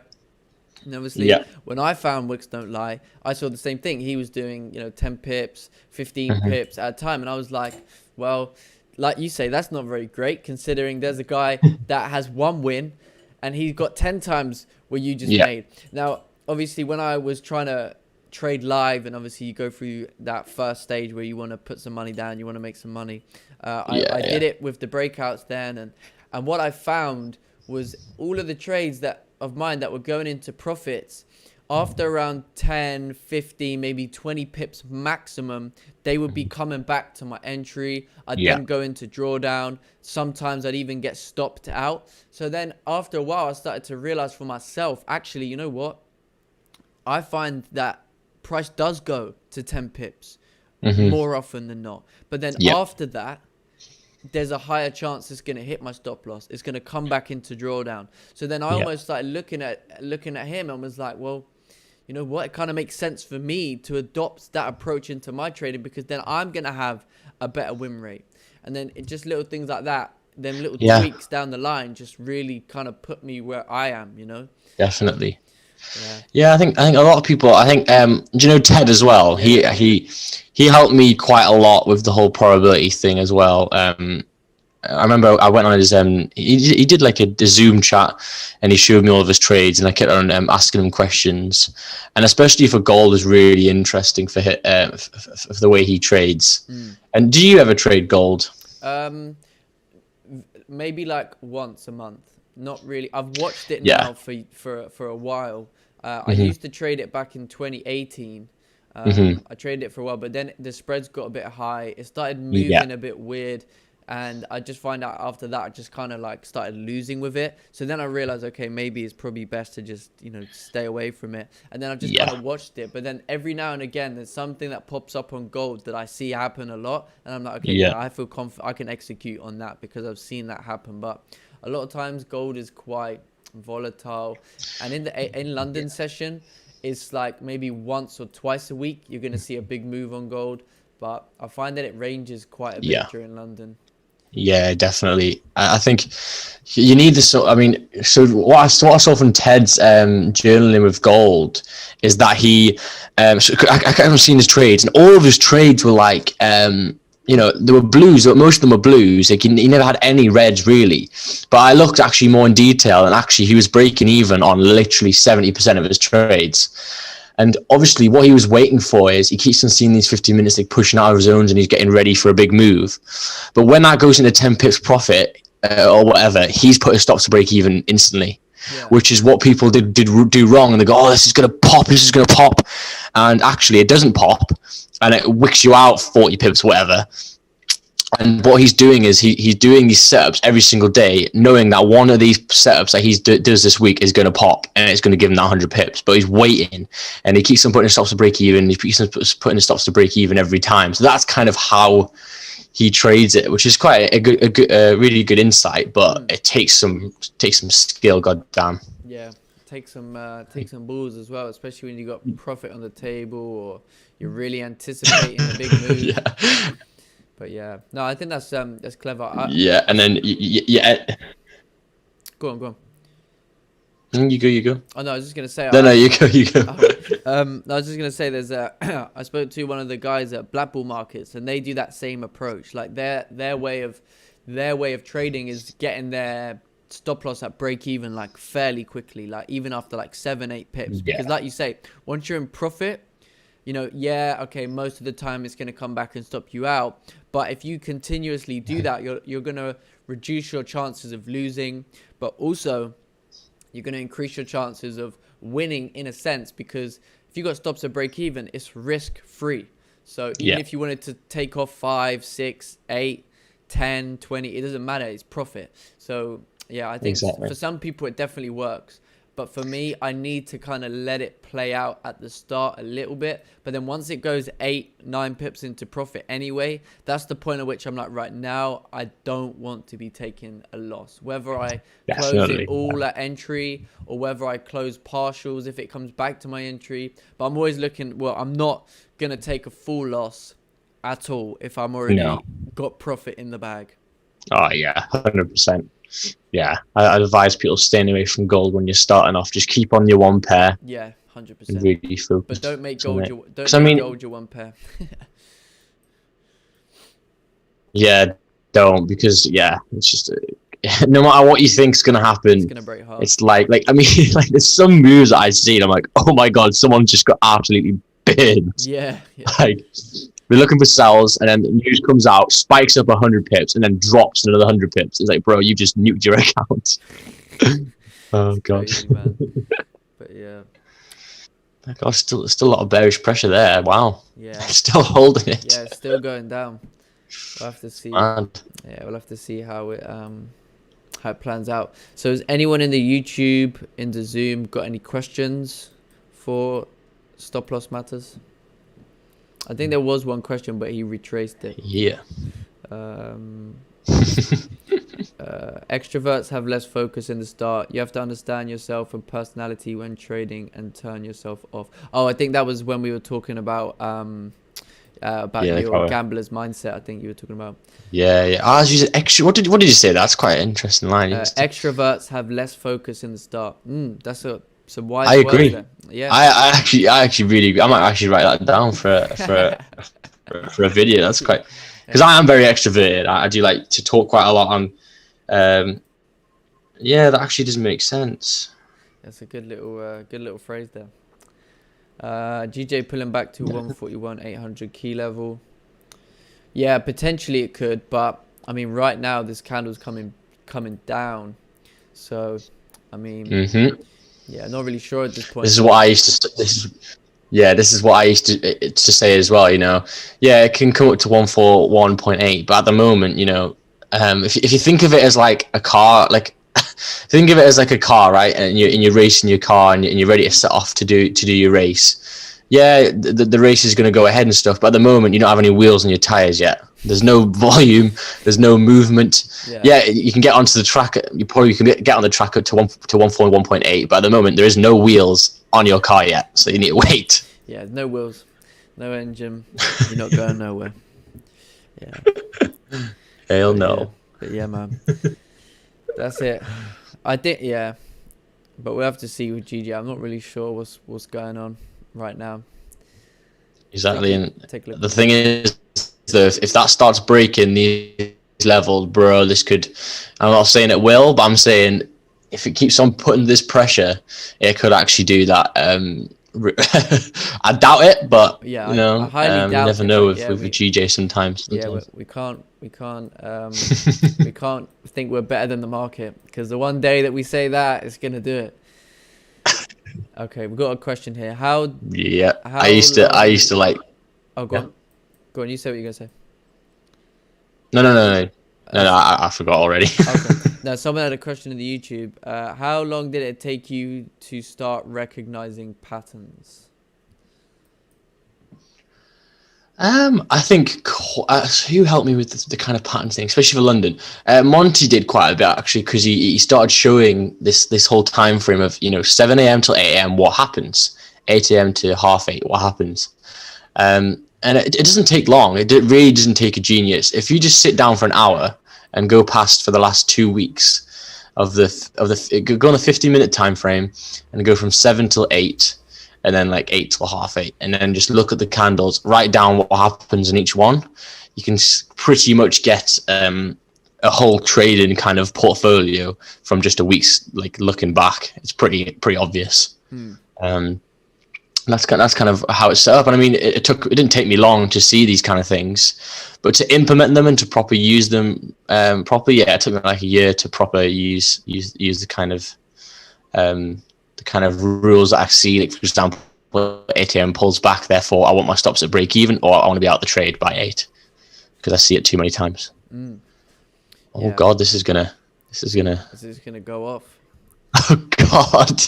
The only thing I would say is obviously the 4-hour close is coming in like 44 minutes. So I mean, if this 4-hour close is below the support, I mean, New York could really take us down. I mean, imagine that, the daily just completely faking us out. That would be crazy. That would be mad. Wow. It's now twice. Yeah, it's funny though, because GJ's dumping, but GCAD was moving bullish. Oh, now it's rejecting this area. But yeah. Oh wow. So is GJ your? Yeah, I look at GU quite a bit as well. Oh, okay. No, yeah, I look at it moves. It actually moves a lot harder than GJ I've seen.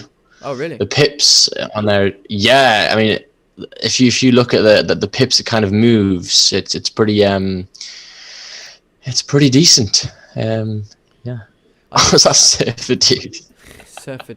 Oh yeah, someone sent me a chart, and they drew the surfer dude coming down the trend line with the wave. It was pretty creative actually. That was pretty sick. It did make me laugh when I pulled it up. There you go. But yeah, anyway, I do appreciate you coming on today. Anyway, yeah, man. Finally got you on. Finally. Yeah. And yeah, we're gonna sort some Instagram lives and stuff like that. Yeah, definitely. I'm up for that. 100%. Yeah, man. 100%. Do a little Q&A or something. Definitely. I tried to do one myself the other week, but sometimes you end up just talking to yourself. Yeah. It's nicer to do it with someone, because then you can like have discussion, and then they can just listen in. But if it's just you kind of like talking to yourself a little bit. You think, am I mad? Do people think I'm crazy? But yeah, man, thanks for having me, guys. Hope to see you on the next one. Yeah, definitely. And then I'm sure I'll be back on at some point. Yeah, definitely. We'll definitely get you back on at some point. Yeah, man. And then well, thank you very much. I'll see you later, bro. Yeah, no worries. Thanks for coming on, man. Appreciate it. Yeah, man. See you in a bit. Right, see you. Have a good day. Awesome. There you go. So we had Stop Loss Matters coming on today as a guest. Good discussion there. A little bit of extra insight into someone else who traded the London session. So it's nice. It's pretty good. But yeah. Don't forget to like the stream. Yeah, appreciate that. Don't forget to like the stream. Obviously, no trades here today. It is a Friday, so just got to take it nice and easy. Guys, this is not a coincidence. The daily resistance on 141.620 got a pullback in 1 minute of precisely 5 pips. 141.620 towards 141.670. Yeah, I don't know. I don't think there's quite the confirmations yet for price to retrace or anything.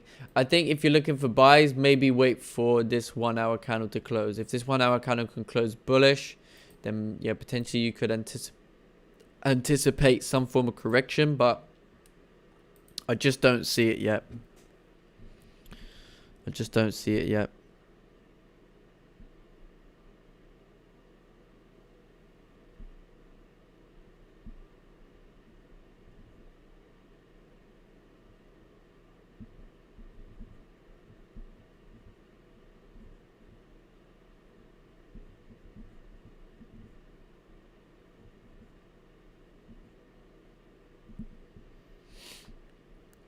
Yeah, I think it was a good discussion. Yeah, I think it's I think it was a good discussion, definitely.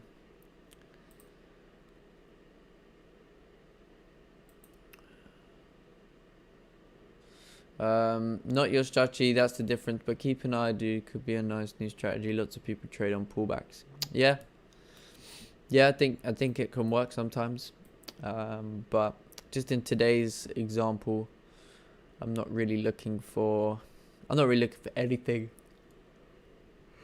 Ooh. To be honest.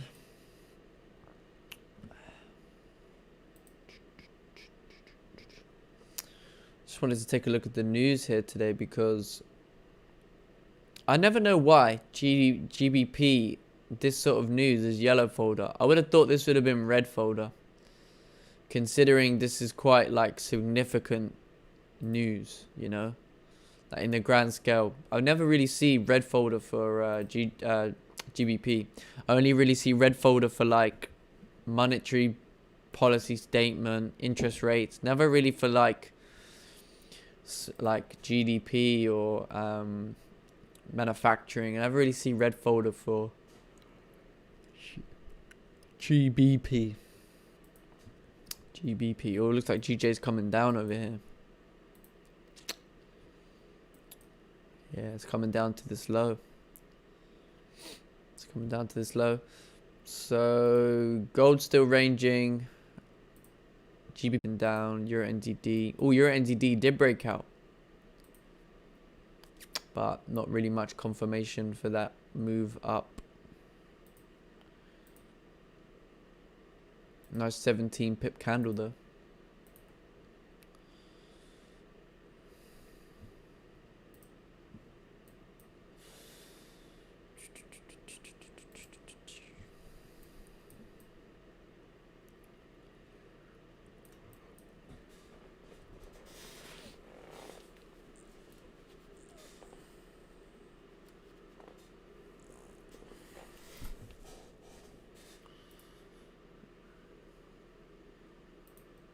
So people in the Zoom, people in the group, how was your week this week?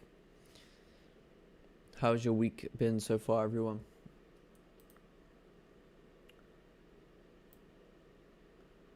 Who we got in the Zoom today? We got Ben, Salim, Sergio, Wilksy. How's your guys' week been?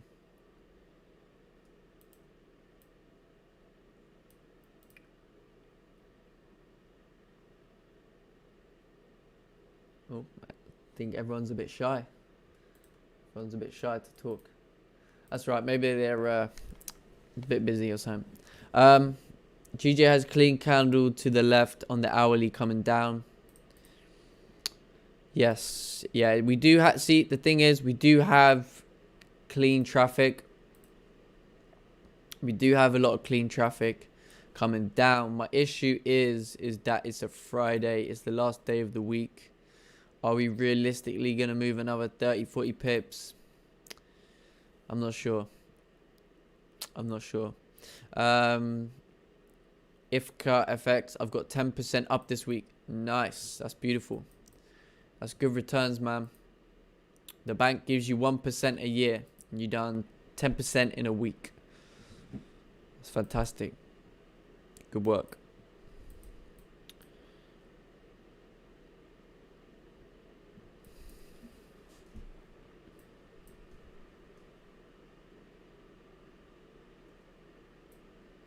Hey, good morning, guys. You okay? Morning. How's it going? good.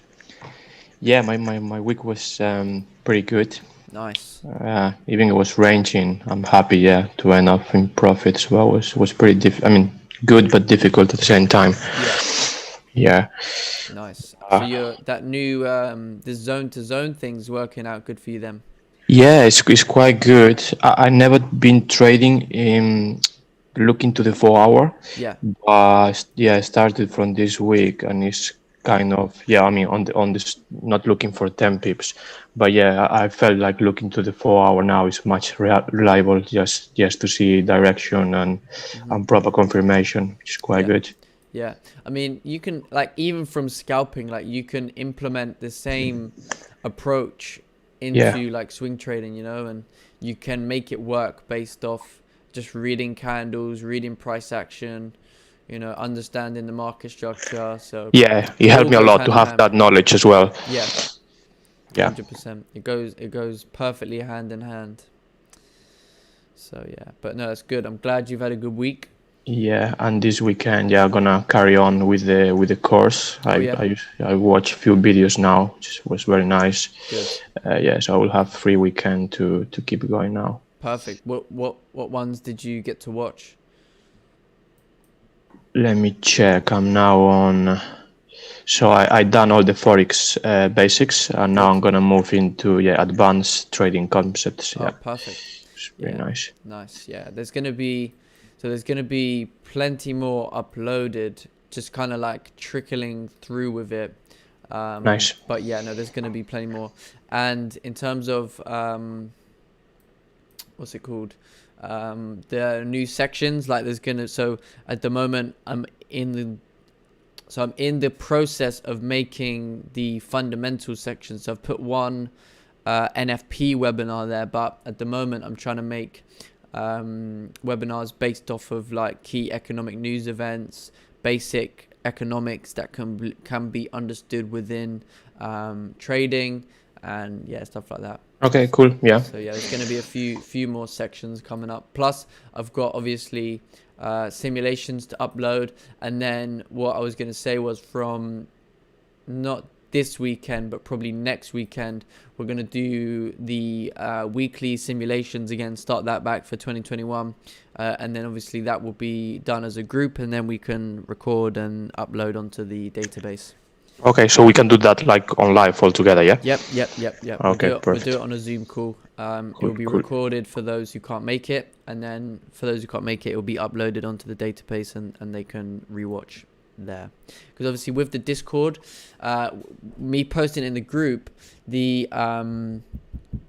what's it called? The platform only allows me to upload 100 megabytes at a time. So obviously most of the webinars, they go way over that, so I had to like split them in half in the past, which is annoying, and it's just kind of like it's a bit you know what I'm trying to say. So being able to just post it all is just it's going to be so much easier. Yeah, cool. Yeah, no worries.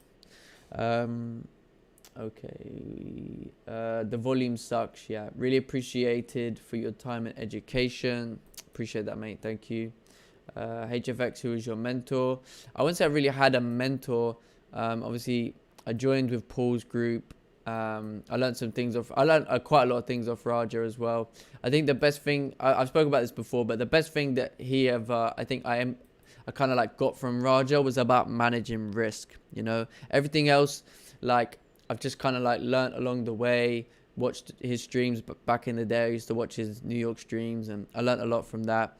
But in the grand scale of things, I think the best thing that I got from Raja was about managing risk, and just the way he spoke about it, it just resonated with me, because I realized how if I reduced my losses, I could have such a better profitability. And when I then implemented that, everything changed. And then I just got so used to it now. It becomes natural just to always seek how I can reduce risk. So yeah, and then once it worked for me, it was like I became more passionate about promoting managing risk, because it works for me, you know. So there's going to be someone else that it's going to work for as well. And in fact, it should work for a lot of people, because managing risk is so important when it comes to, you know, reducing your losses. HFX, what you're recommending to study for mentor? Not sure what you mean by that question.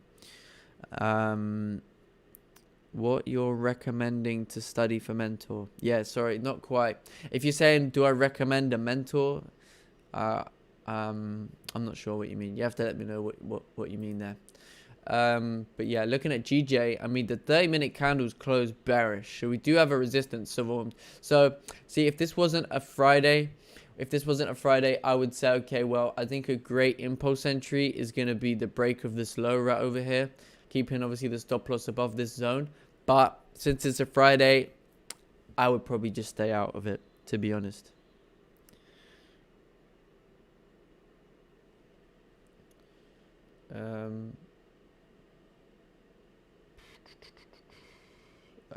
What do I recommend a mentor?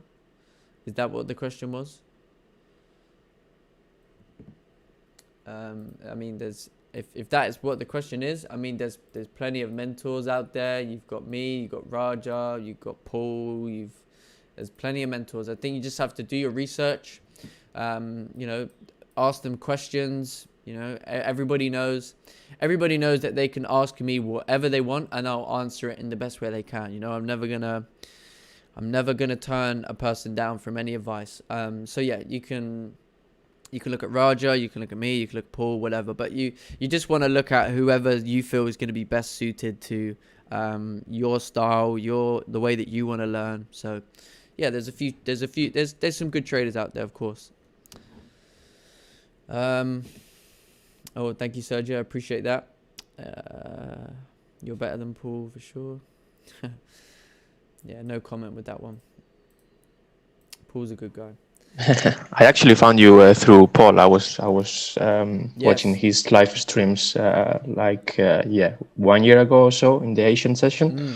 So Yeah, it was when I got to Asian you. days. Yeah. Yeah. Because obviously when I worked, Asian was all I could trade. Literally all I could trade. Yeah.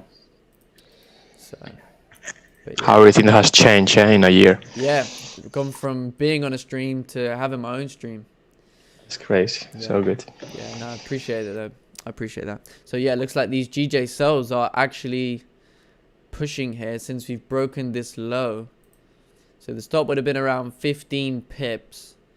I mean, your TP is probably going to be, I think a conservative target is going to be 141.220. But I'm just not quite convinced that we will push down. But the technicals are like they're signaling further downside. You know, I literally, so if I know, Sergio, you're going to move on to the advanced trading concepts, but this is going to come up in the impulse entries 1.0. So basically we speak about how when price is in a downtrend and let's say we make a low, so price made a low over here, and then the next candle closes bearish, creating that resistance, but it closes at support, then you would anticipate with the break of this low for price to make a new low at that point. So wherever the new low is going to be your like profit, if that makes sense. But yeah, so it is signaling for further downside, but of course these don't always work out. It is an impulse entry, so slightly riskier. Mm-hmm.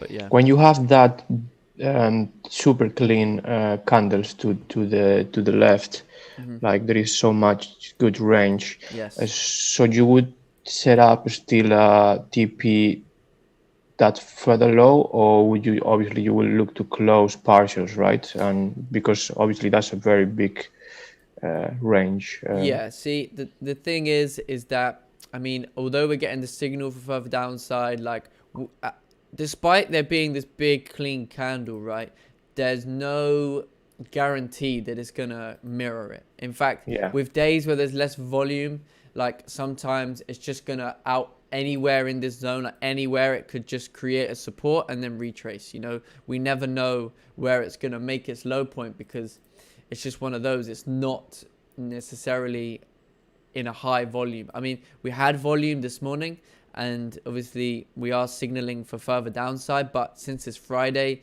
I'm just not convinced we're going to get all the way down here. So I think if you were looking for sells, I think since it's a Friday, I would just get out with good profits, and then I would just do that, to be honest, because Yeah. despite it looks really good to continue down, and if this was a Wednesday, Tuesday, I'd be like, yeah. So if let's put it in my head, right? It's a Tuesday.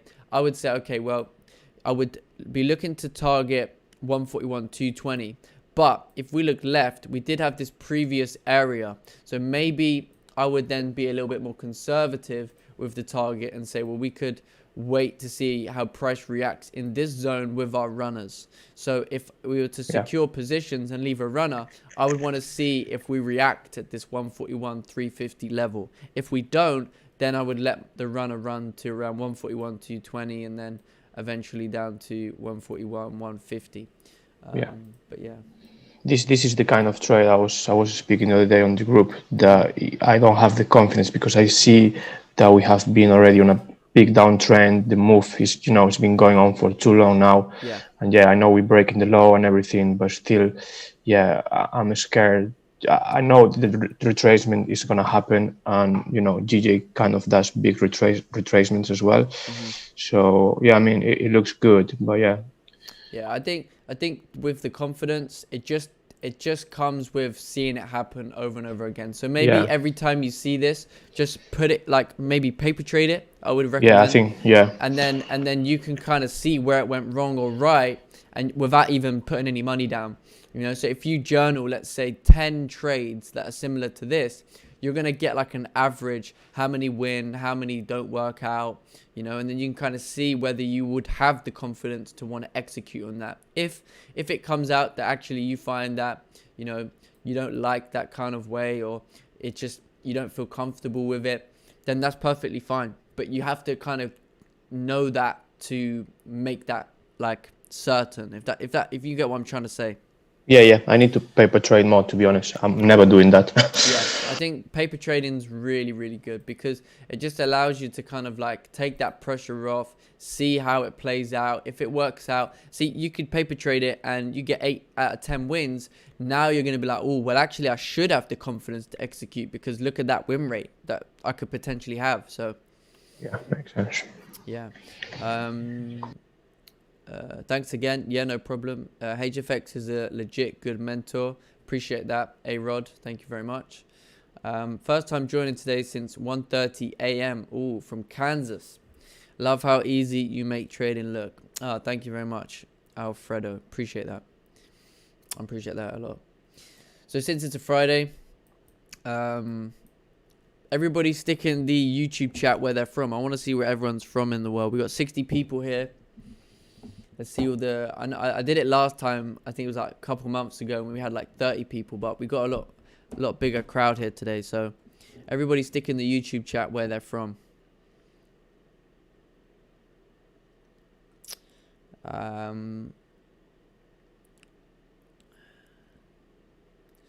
Easier said than done. Join HFX group. Accesses to all education videos to show you how to trade like HFX.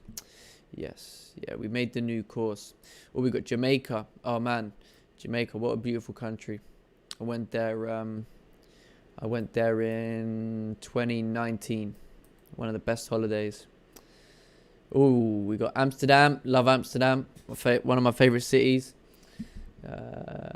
Not sure where that is. Spain, London, Bermuda. Nice. Colorado, Portugal, London. Nice. James is from London. I'm from London. Geoff is also from London. Got some London boys in here.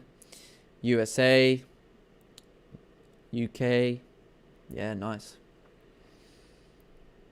I don't know why, it's really satisfying for me to like know that we've got so many different people from all types of backgrounds, from all different places of the world. I find it really, really fascinating. Indonesia, nice. Charles Arthur, where are you from in the UK? Whereabouts? Nigeria.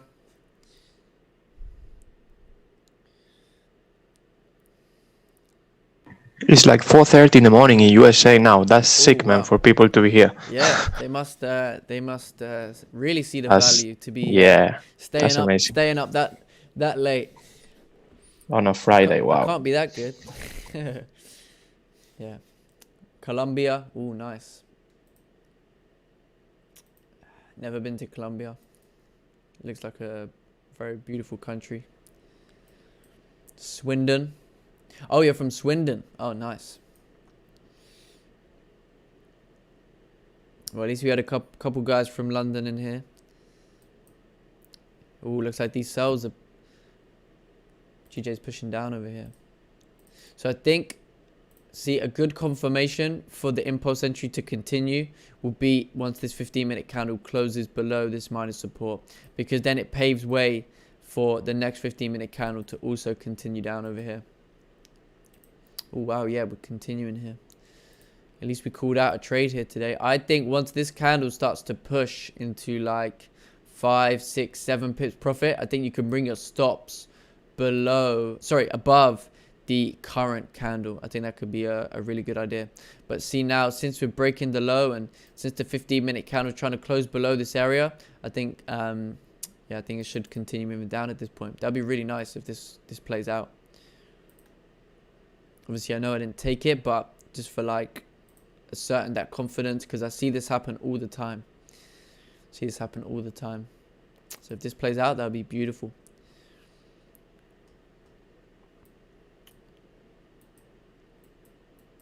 So yeah, like I say, entries would have been right over here. I think the original stop, I mean, maybe you could have kept it above this zone here because it shouldn't really surpass, but stop initially would have to be over here. And then as this candle moves into profits, you can start to bring your stop loss above the current candle high. You know, effectively, you can bring it now because you're not expecting this candle to come back in the range, to be completely honest, but it might be a little bit early at this point. So I suppose just wait and see, because this 15-minute candle is coming to a close here in like 3 minutes. And if it does come back in the range, it could stop you out. But see, once it's breaking the low and it's moving into profits, you do want to be making sure, oh, look at this. This would be a beautiful sell if this plays out here. Make a great highlight. We provided stop loss. We provided the entry. Oh, yeah. See, since we're moving like 5, 6 pips, I think this would be a really good opportunity to bring the stop. Oh, yeah. I would bring stop loss above the current candle at this point. Yeah, this will make a great highlight if this plays out. So, yeah. Oh, we got someone from France. Nice. Yeah, I've been to France a few times. I've been to Paris. The only times I've been to France actually is when I went to Disneyland Paris as a young'un, and then I went to actual Paris just once when I was like 12 or 13. But yeah, I would have thought I would have gone more considering it's next door, innit? When it's closed below that last support, will you take the sell? No, I'm not taking the sell because it's a Friday. I'm not taking an impulse entry on a Friday. But I've seen this trade play out many a times. I see this structure happen all the time. I literally posted a webinar on this on the HFX course yesterday. Oh no, sorry, 2 days ago. All on these type of entries. So yeah, just nice to just reassert, see it play out. Just gives you that confidence again. You know, when it's a Friday like this, sometimes it's just best to just watch the move, say where you would have taken entries, place, you know, imaginary stop loss, and just see how you would have managed the trade, because you don't have to put your money down, you know. But if this plays out, then I would say to myself, okay, I could have had another win this week, but it's not about that for me. It's just about making sure that I'm staying disciplined, and yeah, so there we go. Money never sleeps, and the only thing that people keep count of. Man, A-Rod comes in with some great like phrases, really good phrases. So you don't take trade when Friday. Some Fridays I take a trade, but like let's say since Wednesday and Thursday were profitable, and since like let's say I took a loss today, it would take my profit for the week like back quite a big step. It wouldn't make sense to risk it on a Friday, you know. Whereas like let's say I'd done really well for the week, then I could leverage some of the profit, or I could, you know, risk some of the profit. But yeah, since this week was a little bit harder than last week, I'm just going to watch this play out. Lovely watching this play out. And yeah, I just want to see if it can. So since the 15-minute candle was just closed, the 15-minute candle is closed bearish. I think this can be a good opportunity to bring stop loss above the current candle, which we spoke about. So I think price should continue down at this point. Only 15-minute left for new 4-hour candle. I think it's a fake out. I mean, the thing is that the candles on the smaller time frames are giving confirmation to continue down. So let's say how you could manage this trade. Let's say your theory is right and you're scared about the 4-hour retracing and doing a fake out. Then what you can do is you can say, okay, well, if it comes back to my entry, I'm going to close 50%, because now what's your risk? So if you close 50% at break even, your risk is only 4 pips, right? 4 pip loss on a Friday is not that bad. You know, it's not that bad of a loss. And actually, it seems though price is continuing down at this point. So even now, since how much are we up at this point? So let's say you're up around 5. I think once it hits about 7 pips, I think it's going to be a good idea to go break even and then let the rest run if you're worried at that point. But yeah, it's moving up to around 7 pips profit. You may even want to just secure at like 7-8 pips because it's a Friday. You know, you may want to do that, but that's up to you. But yeah, at least this sell looks like it's playing out very nicely at this minute. So let's wait and see if it runs to 10 pips over here, and then we had a good call out today.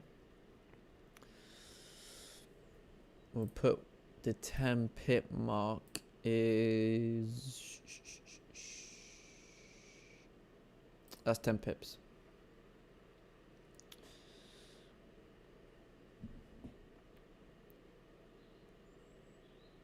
Okay. Would you consider it an impulse entry even though the 30-minute confirms a resistance below a strong zone? Yeah, it is an impulse entry because technically, right, you have a low created. So you have a support right over here. So in theory, you need to wait for this support to break by a candle closing below. So this is an impulse entry because we could just consolidate once you have a support resistance, you have a range. So in effect, if you take a buy or a sell, it's an impulse entry. Until you get a candle closing below, it's a confirmation trade. But while the candle's still open, this candle could easily come back in the range. You know, it's not unheard of for it to do that. But this is why these entries are more risky, and that is why they require a lot more delicacy when managing your risk and managing the trade. So, you know, when price is moving 7-8 pips into profit in an impulse entry, I'm always looking to bring stops, tighten up the stops, closing partials if it comes back to my entry at that point. All them type of little things, just being a little bit more delicate, being a little bit more cautious. When it comes to a higher confirmation trade, most of the time you'll be able to let the position breathe and position run. But with impulse entries, you just want to be that little bit more cautious. But it looks like it's playing out beautifully here.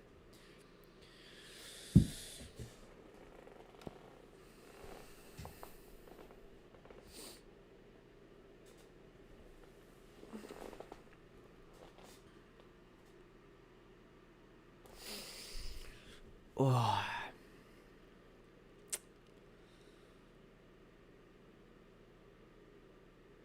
Did anybody take these sells?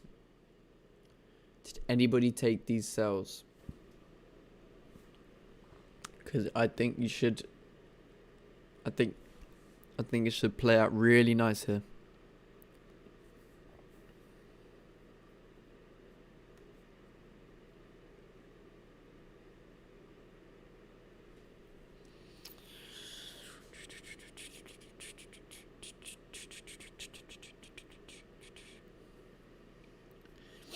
Yeah, no worries. No one took the sells. Oh, yes, we got someone in sells. Nice. Oh, 2 people in sells. Beautiful. Yeah, you should be pushing now into some nice profits here. So I've marked out 10 pips. 10 pips, I would just secure at 141,420. It's going to be around like 9.8. So I think you should be up at the moment. Oh, nice. A few people took sells here. Perfect. So, yeah. See, it's never nice to call something out and then no one takes it, because then at least if someone takes the sells and you call it out, it's like, yeah, okay, well, someone caught it, so I'm pleased. But yeah, so at this point, right, you do not want price to come back to your entry. You do not want price to come back up into this range. It makes no sense for candles to do that. You really want to see price continuing down. Obviously, you can be securing some positions if you want to, like that's up to you, but 10 pips is, so it's moved around 7, 8 at the moment. And then 10 pips, we said, is around 141, 420. Yeah, I think that's going to be a good target, 141, 420. Let's take a look on the 5-minute. Yeah, candles are just printing bearish still. I think once we break this 5-minute low, we're going to head down over here. 15-minute. Yeah, look at this 15-minute candle. Nice, strong 15-minute candle. Yeah, it's just beautiful. I think it's going to be a really great trade here. A really good highlight.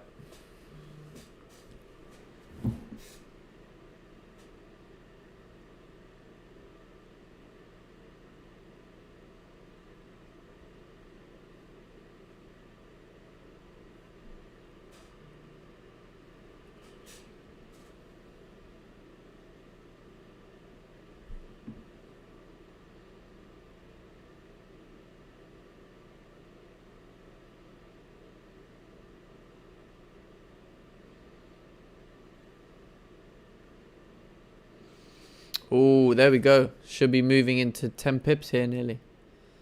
Just a little bit more and then should be able to secure positions, people.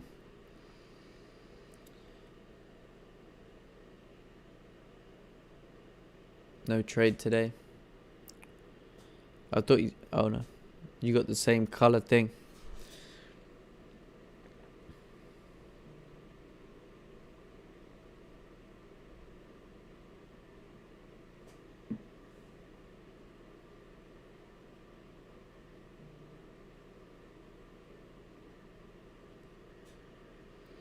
Oh, it's literally nearly there. I think you could still secure... Oh, here we go. I think you should get your 10 pips coming up. Wow, that was actually a beautiful sell. That was actually a really great trade. Man, if that was a Thursday, if that was a Wednesday, any other day I would have been in sells all day with that one.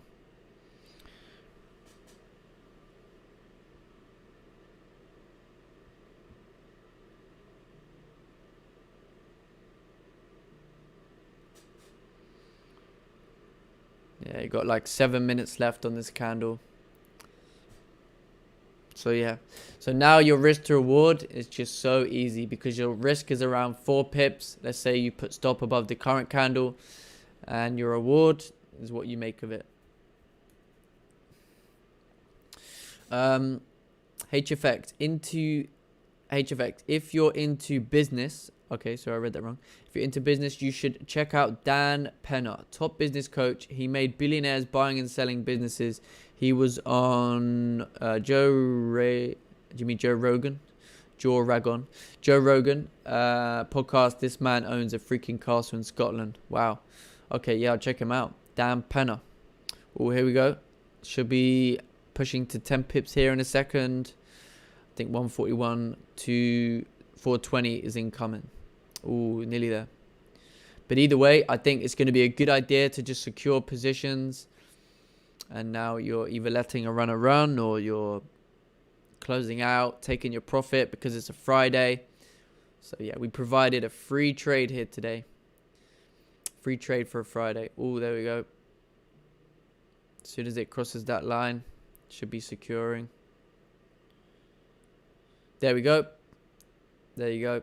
Lovely. Free trade idea. Stop loss provided. Everything.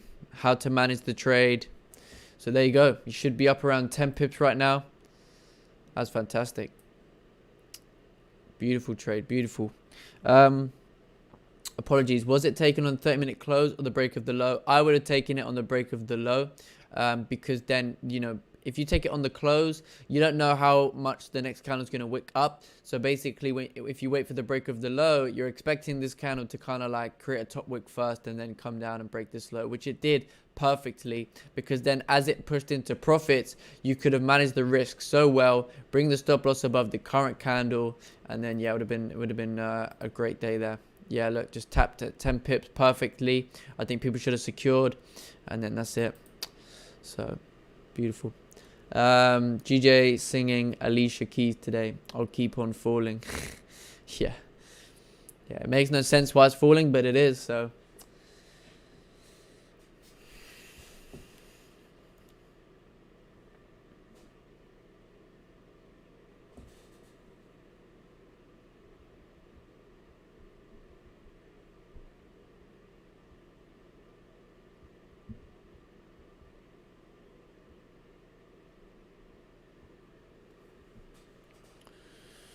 but there we go. So we're coming into the last 5 minutes of the 30-minute. I think it can continue further down. I think this is the 4-hour close coming up here too.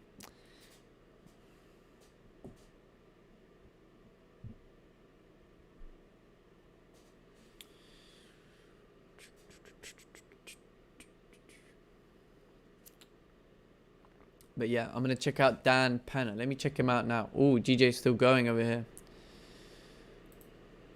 Let's check him out. Dan Penner. I know this guy. Yeah, I know this guy. I've seen him. I've seen this guy.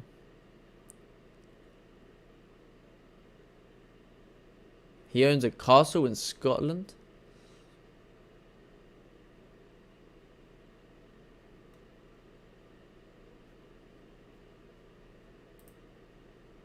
He's a YouTuber.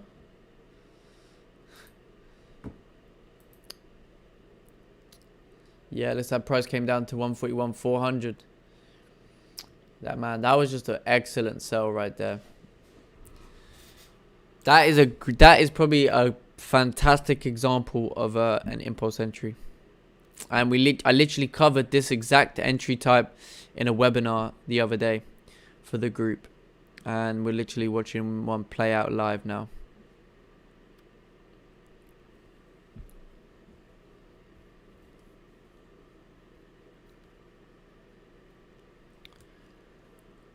Still going. It's still going. Wow.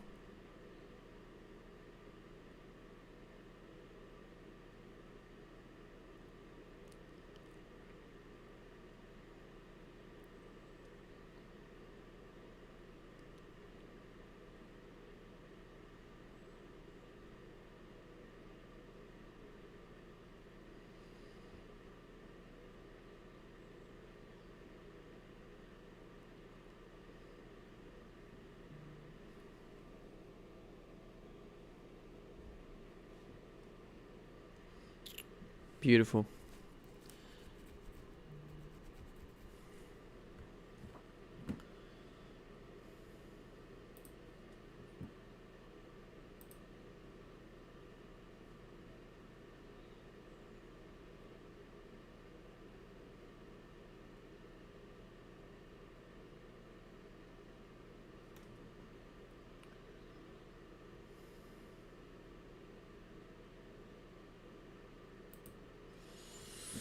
Still going.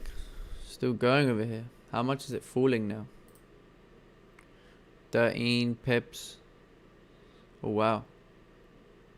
Still continuing on.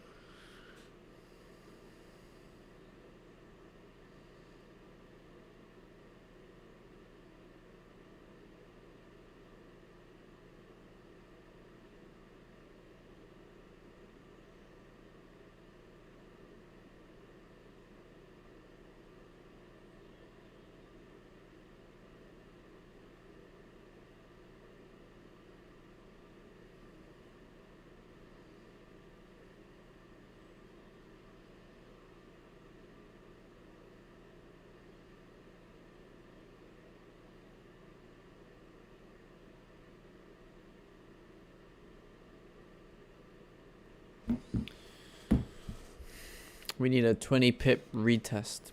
Yeah. So looking at the 30-minute candle closed strong bearish. So it looks like that sell played out just perfectly there. Take a look at the 4 hour, because the 4 hours come to a close. Wow, we've actually completely broke down and disregarded this support. I mean, look at the daily now. Daily is heading down.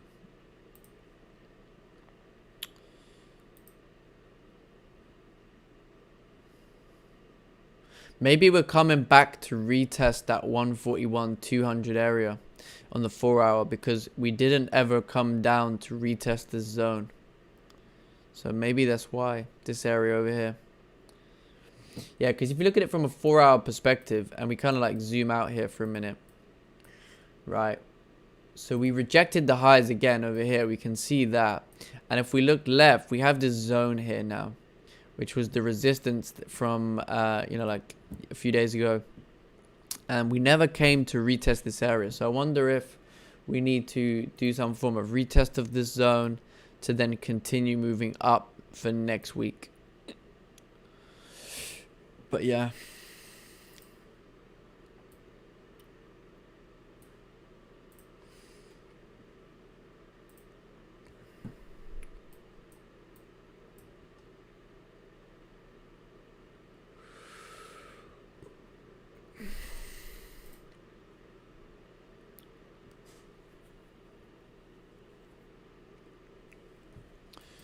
That was just beautiful. Just 5-minute candles, respecting highs, just kept printing bearish. It's very rare that it just happens so smoothly like that, but it does happen. So there we go. 1 hour candle also closed below. So yeah, there you go. Okay, so I think since it's a Friday here, I think I'm gonna call the stream early today.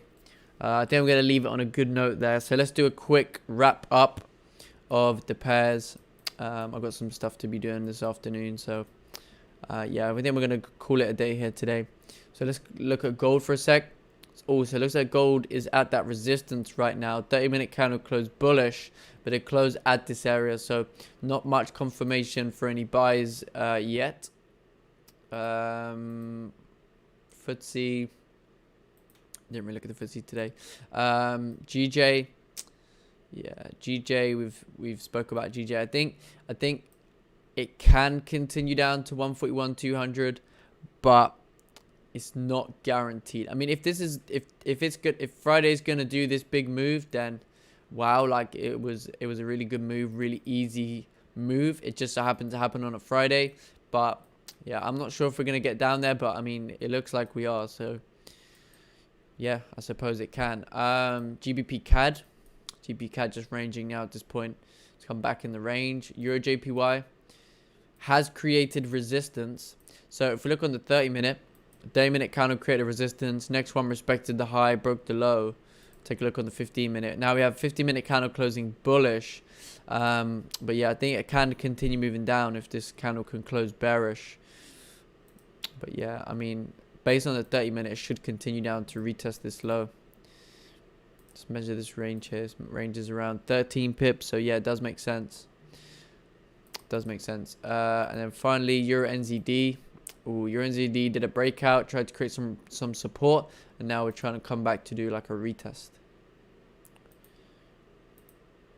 Yeah. Weak 15-minute candle closed there. No good. So yeah, so thank you very much everyone for coming on today. I hope everyone's had a good week. It's the second week back for 2021, and I think it's going great so far this year. Learn from the mistakes of last year, come back this year stronger. So yeah, everything's going well so far. So yeah, okay, guys in the YouTube, thanks very much for coming on today. Really appreciate it. We'll see you guys Monday. There's probably going to be maybe a refresher webinar this weekend as well for those of you in the group. I'll let you guys know in the chat when that may be. But yeah, I think we're going to do a refresher webinar this week because obviously we've got a few new signups. So we'll do a little group session, little refresher, go over some key concepts, think that's going to be important. So thanks to you guys. Thanks everyone on the YouTube for coming along. Make sure you're subscribed to the YouTube channel. And yeah, watch the recaps over the weekend because we took some really good entries this week. There were some really good moves. You're going to learn a lot about how we manage risks, how we kept the losses small. So yeah, really good week this week. So there you go. Thanks HFX. Have a blessed day. Yep, you too, A-Rod. You have a good weekend.